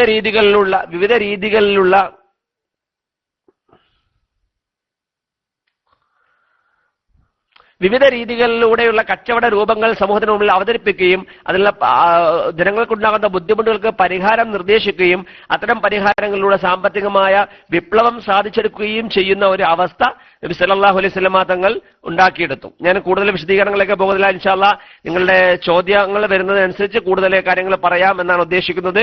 1-2 വിഷയങ്ങൾ കൂടി പറഞ്ഞിട്ട് ഇൻഷാ അല്ലാഹ് ഞാൻ സംസാരം അവസാനിപ്പിക്കുന്നതാണ്. മറ്റൊരു വിഷയം കൂടി പറയാനുള്ളത്, പലപ്പോഴും നമ്മുടെ മാർക്കറ്റുകളിൽ കേൾക്കുന്ന മറ്റൊരു വസ്തുതയാണ്, നമ്മൾക്ക് ഇസ്ലാമിന്റെ സാമ്പത്തിക അവസ്ഥയെക്കുറിച്ച് സംസാരിക്കുമ്പോൾ പല തെറ്റിദ്ധാരണകൾ ഉണ്ടാകാറുണ്ട്. ആ തെറ്റിദ്ധാരണ തിരുത്തുന്നതിന് വേണ്ടിയുള്ള ഒരു കാര്യം കൂടി ഞാൻ നിങ്ങളെ മുമ്പിൽ ഓർമ്മപ്പെടുത്തുകയാണ്. അതായത് സ്വാഭാവികമായും ഇസ്ലാമിന്റെ സാമ്പത്തിക രീതി എന്ന് പറഞ്ഞാൽ ഇടതുപക്ഷത്തിന്റെ സാമ്പത്തിക രീതിയാണ് എന്ന് തെറ്റിദ്ധരിക്കാറുണ്ട്. ഇടതുപക്ഷം പറയുന്ന, അതായത് ഞാൻ പറയുന്നത് കമ്മ്യൂണിസം അല്ലെങ്കിൽ സോഷ്യലിസം പറയുന്ന സാമ്പത്തിക രീതിയാണ് യഥാർത്ഥത്തിലെ സാമ്പത്തിക രീതി, അതാണ് ശരിയായ രീതി, അതിലേക്ക് വരണം എന്നുകൊണ്ട് ഇസ്ലാമിക പ്രസ്ഥാനങ്ങൾ പെടുന്നവർ പോലും അത്തരമൊരു മനസ്ഥിതി സമൂഹത്തിൽ ഉണ്ടാക്കിയെടുക്കാൻ ശ്രമിച്ചിട്ടുണ്ട്. ഇടതുപക്ഷത്തിന്റെ സാമ്പത്തിക ശാസ്ത്രമാണ് അല്ലെങ്കിൽ സോഷ്യലിസ്റ്റ് സാമ്പത്തിക ശാസ്ത്രമാണ് മറ്റതിനേക്കാൾ നല്ലത്, അല്ലെങ്കിൽ അതാണ് കുറച്ചുകൂടി പിന്നെ സ്വീകരിക്കാൻ നല്ലത്, അല്ലെങ്കിൽ ഇസ്ലാം വിഭാവനം ചെയ്യുന്നതും അത് തന്നെയാണ് എന്ന രീതിയിൽ പലപ്പോഴും പലരും മുന്നോട്ട് വെക്കുന്നത് കാണാറുണ്ട്. പക്ഷേ ഇസ്ലാം ഒരിക്കലും ഒരു ഇടതുപക്ഷ സാമ്പത്തിക സമീപനമല്ല. ഇസ്ലാം വലതുപക്ഷവുമല്ല ഇടതുപക്ഷവുമല്ല, മധ്യപക്ഷ എല്ലാ വിഷയത്തിലും എന്നതുപോലെ സാമ്പത്തിക കാര്യത്തിലും മധ്യപക്ഷ സാമ്പത്തിക രീതിയാണ് ഇസ്ലാം മുന്നോട്ട് വെക്കുന്നത്. അത് ഞാൻ പറയാൻ കാരണം, ഈ അല്ലെങ്കിൽ മാർക്കറ്റിന് സ്വതന്ത്രമായി വിടുക എന്നുള്ള ഇസ്ലാമിന്റെ കാഴ്ചപ്പാട്. മാർക്കറ്റിലെ വസ്തുക്കളെ വില നിർണ്ണയിക്കുന്ന കാര്യത്തിൽ സാധാരണഗതിയിൽ എല്ലാ കാര്യത്തിലും ഗവൺമെന്റ് ഇടപെടുകയും അതിലൂടെ ഗവൺമെന്റ് വില നിശ്ചയിക്കുകയും ചെയ്യുന്ന ഒരു രൂപത്തെ ഇസ്ലാം താല്പര്യപ്പെടുന്നില്ല, അല്ലെങ്കിൽ ഇസ്ലാം പ്രോത്സാഹിപ്പിക്കുന്നില്ല. ഇസ്ലാം മാർക്കറ്റിനെ സ്വതന്ത്രമായി വിടുകയും സ്വതന്ത്രമായ ഭാവങ്ങളിലൂടെ മാർക്കറ്റ് വളർന്നു വരുമ്പം അവിടെ കച്ചവടക്കാരനും അത് വാങ്ങുന്നവനും രണ്ടുപേർക്കും ബുദ്ധിമുട്ടില്ലാത്ത രീതിയിൽ കച്ചവടങ്ങൾ നടക്കുകയും ചെയ്യുന്ന ഒരു സാമ്പത്തിക രീതിയാണ് ഇസ്ലാം പ്രോത്സാഹിപ്പിക്കുന്നത്. ഒരിക്കൽ മദീനയിൽ ശക്തമായ വിലക്കയറ്റമുണ്ടായപ്പോൾ സഹാബാക്കൾ നബി സല്ലല്ലാഹു അലൈഹി വസല്ലം തങ്ങളുടെ അടുക്കൽ ചെന്നുകൊണ്ട് പരാതി പറഞ്ഞു, നബിയെ, വിലക്കയറ്റം രൂക്ഷമായിരിക്കുന്നു, നബി ഇടപെടണം, വിലക്കയറ്റം നിയന്ത്രിക്കണം എന്ന് പറഞ്ഞു. സഹാബാക്കൾ ഇടപെട്ടു. ആ സമയം നബി സല്ലല്ലാഹു അലൈഹി വസല്ലം തങ്ങൾ പറഞ്ഞു, ഒരിക്കലും ഞാൻ വില നിശ്ചയിക്കാൻ പോകുന്നില്ല, വില നിർണ്ണയം എന്റെ ഉത്തരവാദിത്തമല്ല. കാരണം വില നിർണ്ണയിച്ചാൽ ആ വില നിർണ്ണയത്തിലൂടെ ഒരുപക്ഷെ ഞാൻ ആ കച്ചവടക്കാരനെ ബുദ്ധിമുട്ടിക്കുന്നുണ്ടാകാം. കാരണം കച്ചവടക്കാരൻ ആവശ്യം വരുന്നത് അവനാവശ്യമായ അവന് ചെലവ് വരുന്ന തുകയേക്കാൾ കുറഞ്ഞ വിലയ്ക്ക് വിൽക്കണമെന്ന് പറഞ്ഞാൽ അതിലൂടെ അവന് ദ്രോഹം ചെയ്യുന്നുണ്ട്. അതുകൊണ്ട് തന്നെ വില നിശ്ചയിക്കുന്നത് മാർക്കറ്റിൽ വിട്ടുകൊടുക്കുക, വില മാർക്കറ്റിൽ സ്വാഭാവികമായ വില നടക്കട്ടെ, വിലയിൽ ഇടപെടില്ല എന്ന് പറഞ്ഞുകൊണ്ട് നബി സല്ലല്ലാഹു അലൈഹി വസല്ലം തങ്ങൾ അവിടെ തീരുമാനം പ്രഖ്യാപിക്കുകയുണ്ടായി. അതിന്റെ അടിസ്ഥാനത്തിൽ ഫുഖഹാക്കളിലെ പണ്ഡിതന്മാരിലെ അധിക ആളുകളും പറയുന്നത് വില നിശ്ചയം ഗവൺമെന്റ് വില നിശ്ചയിക്കുന്ന ഹറാമാണെന്ന്. വില നിർണ്ണയത്തിന് ഗവൺമെന്റ് ഉത്തരവാദിത്തമല്ല. വില നിർണ്ണയിക്കുന്നതും വില നിർണ്ണയിക്കാൻ ആവശ്യപ്പെടുന്നതും വില നിർണ്ണയിക്കുന്നതും വിലയിൽ ഇടപെടുന്നതും സാധാരണഗതിയിൽ ഗവൺമെന്റ് ചെയ്യാൻ പാടില്ല, ചെയ്യുന്നത് ഹറാമാണ്. വില നിർണ്ണയം ഗവൺമെന്റ് ഉത്തരവാദിത്തമല്ല, അല്ലെങ്കിൽ ഭരണാധികാരിയുടെ ഉത്തരവാദിത്തമല്ല, മാർക്കറ്റിന്റെ ഉത്തരവാദിത്തമാണ്. മാർക്കറ്റിന് സ്വാഭാവിക രീതിക്കനുസരിച്ച് നീങ്ങേണ്ട ഒരു കാര്യമാണ് എന്നാണ് ഇസ്ലാമിക സാമ്പത്തിക ശാസ്ത്രം പ്രവാചകൻ സല്ലല്ലാഹു അലൈഹി വസല്ലം തങ്ങൾ പഠിപ്പിച്ച സാമ്പത്തിക നീതി പറയുന്നത്. കാരണം ഇസ്ലാം നേരത്തെ പറഞ്ഞതുപോലെ ലാ ലറ വലാ ദിറാർ, ഒരാളെ ബുദ്ധിമുട്ടിക്കാൻ പാടില്ല, സ്വന്തമായി ബുദ്ധിമുട്ടാനും പാടില്ല, ആരെ ഉപദ്രവിക്കാനും പാടില്ല, ഉപദ്രവം ഏറ്റുവാങ്ങാനും പാടില്ല. അതാണ് ഇസ്ലാമിലെ സാമ്പത്തിക നയം. അതുകൊണ്ട് തന്നെ കച്ചവടം നടത്തുന്നവന് ബുദ്ധിമുട്ടുണ്ടാകുന്ന രീതിയിൽ വില നിർണ്ണയിച്ചാൽ അത് അവന്റെ കച്ചവടത്തെ ബാധിക്കുകയും മാർക്കറ്റിനെ മൊത്തം അത് പ്രതിസന്ധി ഉണ്ടാക്കുകയും ചെയ്യുന്നതുകൊണ്ട് തന്നെ മാർക്കറ്റിലുള്ള സ്വാഭാവികമായ ഇടപെടലിനെ ഇസ്ലാം നിരാകരിക്കുന്നു. അതേസമയം പണ്ഡിതന്മാര് മറ്റൊരു കാര്യം കൂടി സൂചിപ്പിച്ചിട്ടുണ്ട്. ഒരു പക്ഷേ കൊള്ള ലാഭം എടുത്തുകൊണ്ട് ജനങ്ങൾക്ക് വളരെ ആവശ്യമായ വസ്തുക്കൾ, അത്യാവശ്യമുള്ള വസ്തുക്കളുടെ കാര്യത്തിൽ ജനങ്ങളെ കൊള്ള ലാഭം ഇരട്ടിയും അതിലധികവും ലാഭം എടുത്തുകൊണ്ട് ജനങ്ങളെ ബുദ്ധിമുട്ടിക്കുകയും അങ്ങനെ ജനങ്ങൾക്ക് ജീവിക്കാൻ കഴിയാത്തൊരു അവസരം ഉണ്ടാക്കുകയും ചെയ്യുന്ന അത്തരം ഘട്ടങ്ങളിൽ പിന്നെ ഗവൺമെന്റ് ഇടപെടുകയും ആ വില നിർണ്ണയം പിടിച്ചു നിർത്തുന്നതിന് വേണ്ടിയിട്ട് ജനങ്ങൾക്ക് ഗവൺമെന്റ് ഇടപെടാനും ഗവൺമെന്റിന് നിയമങ്ങൾ ഉണ്ടാക്കാനും പറ്റും എന്ന് പണ്ഡിതന്മാർ അഭിപ്രായപ്പെടുന്നുണ്ട്. പക്ഷെ അത് തന്നെ അത്തരത്തിലുള്ള വളരെ പ്രതിസന്ധി ഘട്ടങ്ങളിലും വളരെ പ്രധാനപ്പെട്ട ഘട്ടങ്ങളിലും മാത്രമാണ് അത്തരം രീതിയിൽ ഇടപെടേണ്ടതെന്നാണ് പിന്നെ ഫുഖഹാക്കൾ ആ വിഷയം വിശദീകരിച്ചുകൊണ്ട് സംസാരിക്കുന്നത്. സാധാരണഗതിയിൽ മാർക്കറ്റിൽ ഇടപെടാനോ മാർക്കറ്റിലെ വില നിർണ്ണയത്തിൽ ഇടപെടാനോ ഇസ്ലാം ഒരിക്കലും അനുവദിക്കുന്നില്ല. പ്രത്യേകിച്ച് പെട്രോളിന്റെ വിലയൊക്കെ പറയുമ്പോൾ നമ്മൾ അതിന് രണ്ട് വശങ്ങളും വിലയിരുത്തണം. എന്തുകൊണ്ട് പെട്രോളിന്റെ വില കൂടുന്നു എന്ന് പറഞ്ഞാൽ മാർക്കറ്റിൽ ആ പെട്രോൾ തരുന്ന കമ്പനിക്ക് എത്രയാണോ അതിന് ചെലവ് വരുന്നത് ആ ചെലവ് നമ്മൾ കൊടുക്കാൻ ബാധ്യസ്ഥരാണ് നമ്മൾ ഉപയോഗിക്കുന്നുണ്ടെങ്കിൽ. അപ്പൊ ആ ചെലവിന്റെ അടിസ്ഥാനത്തിൽ തന്നെയാണ് ചെയ്യുന്നത് എന്നുണ്ടെങ്കിൽ അത് എതിർക്കാൻ വകുപ്പില്ല എന്നുള്ളതാണ് ഞാൻ പറഞ്ഞു വരുന്നത്. അതേസമയം ജനങ്ങൾക്ക് ബുദ്ധിമുട്ടുണ്ടെന്ന് മനസ്സിലാക്കിയ ഒരു ഗവൺമെന്റിന് സബ്സിഡി കൊടുക്കുകയാണെങ്കിൽ ഗവൺമെന്റിന്റെ ഭാഗത്തുനിന്ന് ആ കച്ചവടക്കാർക്ക് നഷ്ടം ഗവൺമെന്റ് വഹിച്ചുകൊണ്ട് ഗവൺമെന്റ് അവർക്ക് കൊടുക്കുകയാണെങ്കിൽ അത് പിന്നെയും നമുക്ക് അംഗീകരിക്കാവുന്നതാണ്.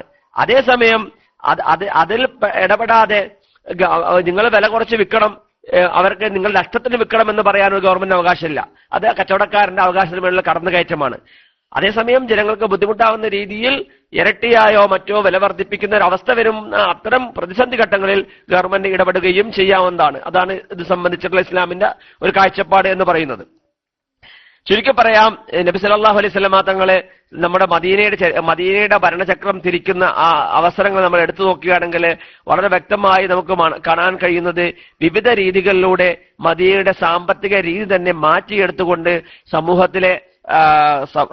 സമൂഹത്തിലെ സുഭദ്രമായ ഒരു സമൂഹം സൃഷ്ടിച്ചെടുക്കുന്ന ഒരു അവസ്ഥ ഇസ്ലാം ഉണ്ടാക്കിയെടുത്തു, നബി സല്ലല്ലാഹു അലൈഹി വസല്ലം തങ്ങൾ ഉണ്ടാക്കിയെടുത്തു എന്നാണ് നമുക്ക് മനസ്സിലാക്കാൻ സാധിക്കുന്നത്. നബി തങ്ങൾ പറഞ്ഞൊരു ഹദീസുണ്ട്, നബി തങ്ങൾ പറഞ്ഞ ഒരു മനുഷ്യന്റെ പൂർണ്ണമായ ഒരു സമൂഹത്തിന്റെ എല്ലാ രീതിയിലുമുള്ള സമഗ്രമായ വികസനം, അല്ലെങ്കിൽ സമഗ്രമായ ഒരു വിപ്ലവമാണ് നബി സല്ലല്ലാഹു അലൈഹി വസല്ലം തങ്ങൾ മുന്നിൽ കണ്ടത്. നബി തങ്ങൾ പറയുന്നത്, ഒരാൾക്ക് ഒരു മനുഷ്യന് നിർഭയത്വമുണ്ടായി, ആ സമൂഹത്തിൽ പേടിക്കാനില്ല, അക്രമങ്ങൾ കുറഞ്ഞു, അവന് ആരെങ്കിലും വന്ന് തന്നെ തട്ടിക്കൊണ്ടു പോകുമെന്നോ തന്നെ ആക്രമിക്കുമെന്നോ ഭയക്കേണ്ട അവസ്ഥയില്ലാത്തൊരവസ്ഥ വരികയും അതുപോലെ തന്നെ അവന് ആരോഗ്യമുണ്ടാവുകയും അവന് മുആഫ ഫി ജസദിഹി ആമിനം ഫി സിർബിഹി വ മുആഫം ഫി ജസദിഹി വ ഇൻദഹു ഖൂത്ത് യൗമിഹി, അന്നേ ദിവസത്തെ ഭക്ഷണവും അവന് കിട്ടുകയും ചെയ്താൽ ദുനിയാവിന്റെ മുഴുവൻ നന്മകളും അവന് നൽകപ്പെട്ടു എന്നാണ് നബി സല്ലല്ലാഹു അലൈഹി വസല്ലം തങ്ങൾ മുന്നോട്ട് വെച്ചത്. അതായത് ഒരു സമൂഹത്തിന്റെ സമഗ്രമായ ഒരു സമൂഹത്തിന്റെ വികസനം എന്ന് പറയുന്നത്, അല്ലെങ്കിൽ സമൂഹത്തിന്റെ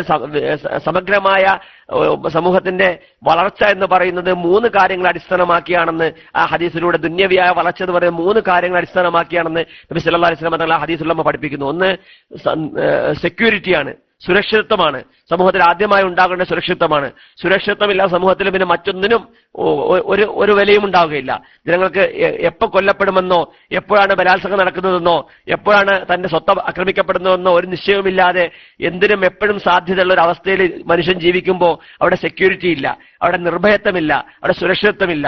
ഒന്നാമതായി ഒരു സമൂഹത്തിന് ചെയ്യേണ്ട ആദ്യത്തെ കാര്യമാണ് സുരക്ഷിതത്വം ആ സമൂഹത്തിന് ഉണ്ടായിക്കൊടുക്കുക, അമ്നുണ്ടായിക്കൊടുക്കുക എന്നുള്ളത് ഒരു സമൂഹ സൃഷ്ടിയുടെ ഏറ്റവും പ്രധാനപ്പെട്ട ഒരു ഭാഗമാണ്. അതുകൊണ്ടാണല്ലോ ഇസ്ലാമിന്റെ പുണ്യഗ്രഹങ്ങളെ ഹറമായി പ്രഖ്യാപിച്ചത്. അവിടെ പൂർണ്ണമായ സുരക്ഷിതമാണ്, ഒന്നും പേടിക്കേണ്ടതില്ല. ആരെയും തൊടാൻ പോലും പക്ഷികൾക്കും മൃഗങ്ങൾക്കും ജീവികൾക്കും പുല്ലുകൾക്കും സസ്യങ്ങൾക്ക് പോലും സംരക്ഷണം നൽകപ്പെടുന്ന ഒരു അവസ്ഥയാണ് ഇസ്ലാമിന്റെ പുണ്യസ്ഥലങ്ങളിലുള്ളത്. അതിന്റെ ആ ഒരു രൂപം തന്നെയാണ് സമൂഹ സൃഷ്ടിപ്പിൽ ഉണ്ടാകേണ്ടത്. അപ്പൊ സമൂഹ നിർഭയത്വം, സുരക്ഷിതത്വം ആദ്യം ഉണ്ടാകണം. രണ്ടാമതായി ആരോഗ്യമാണ്.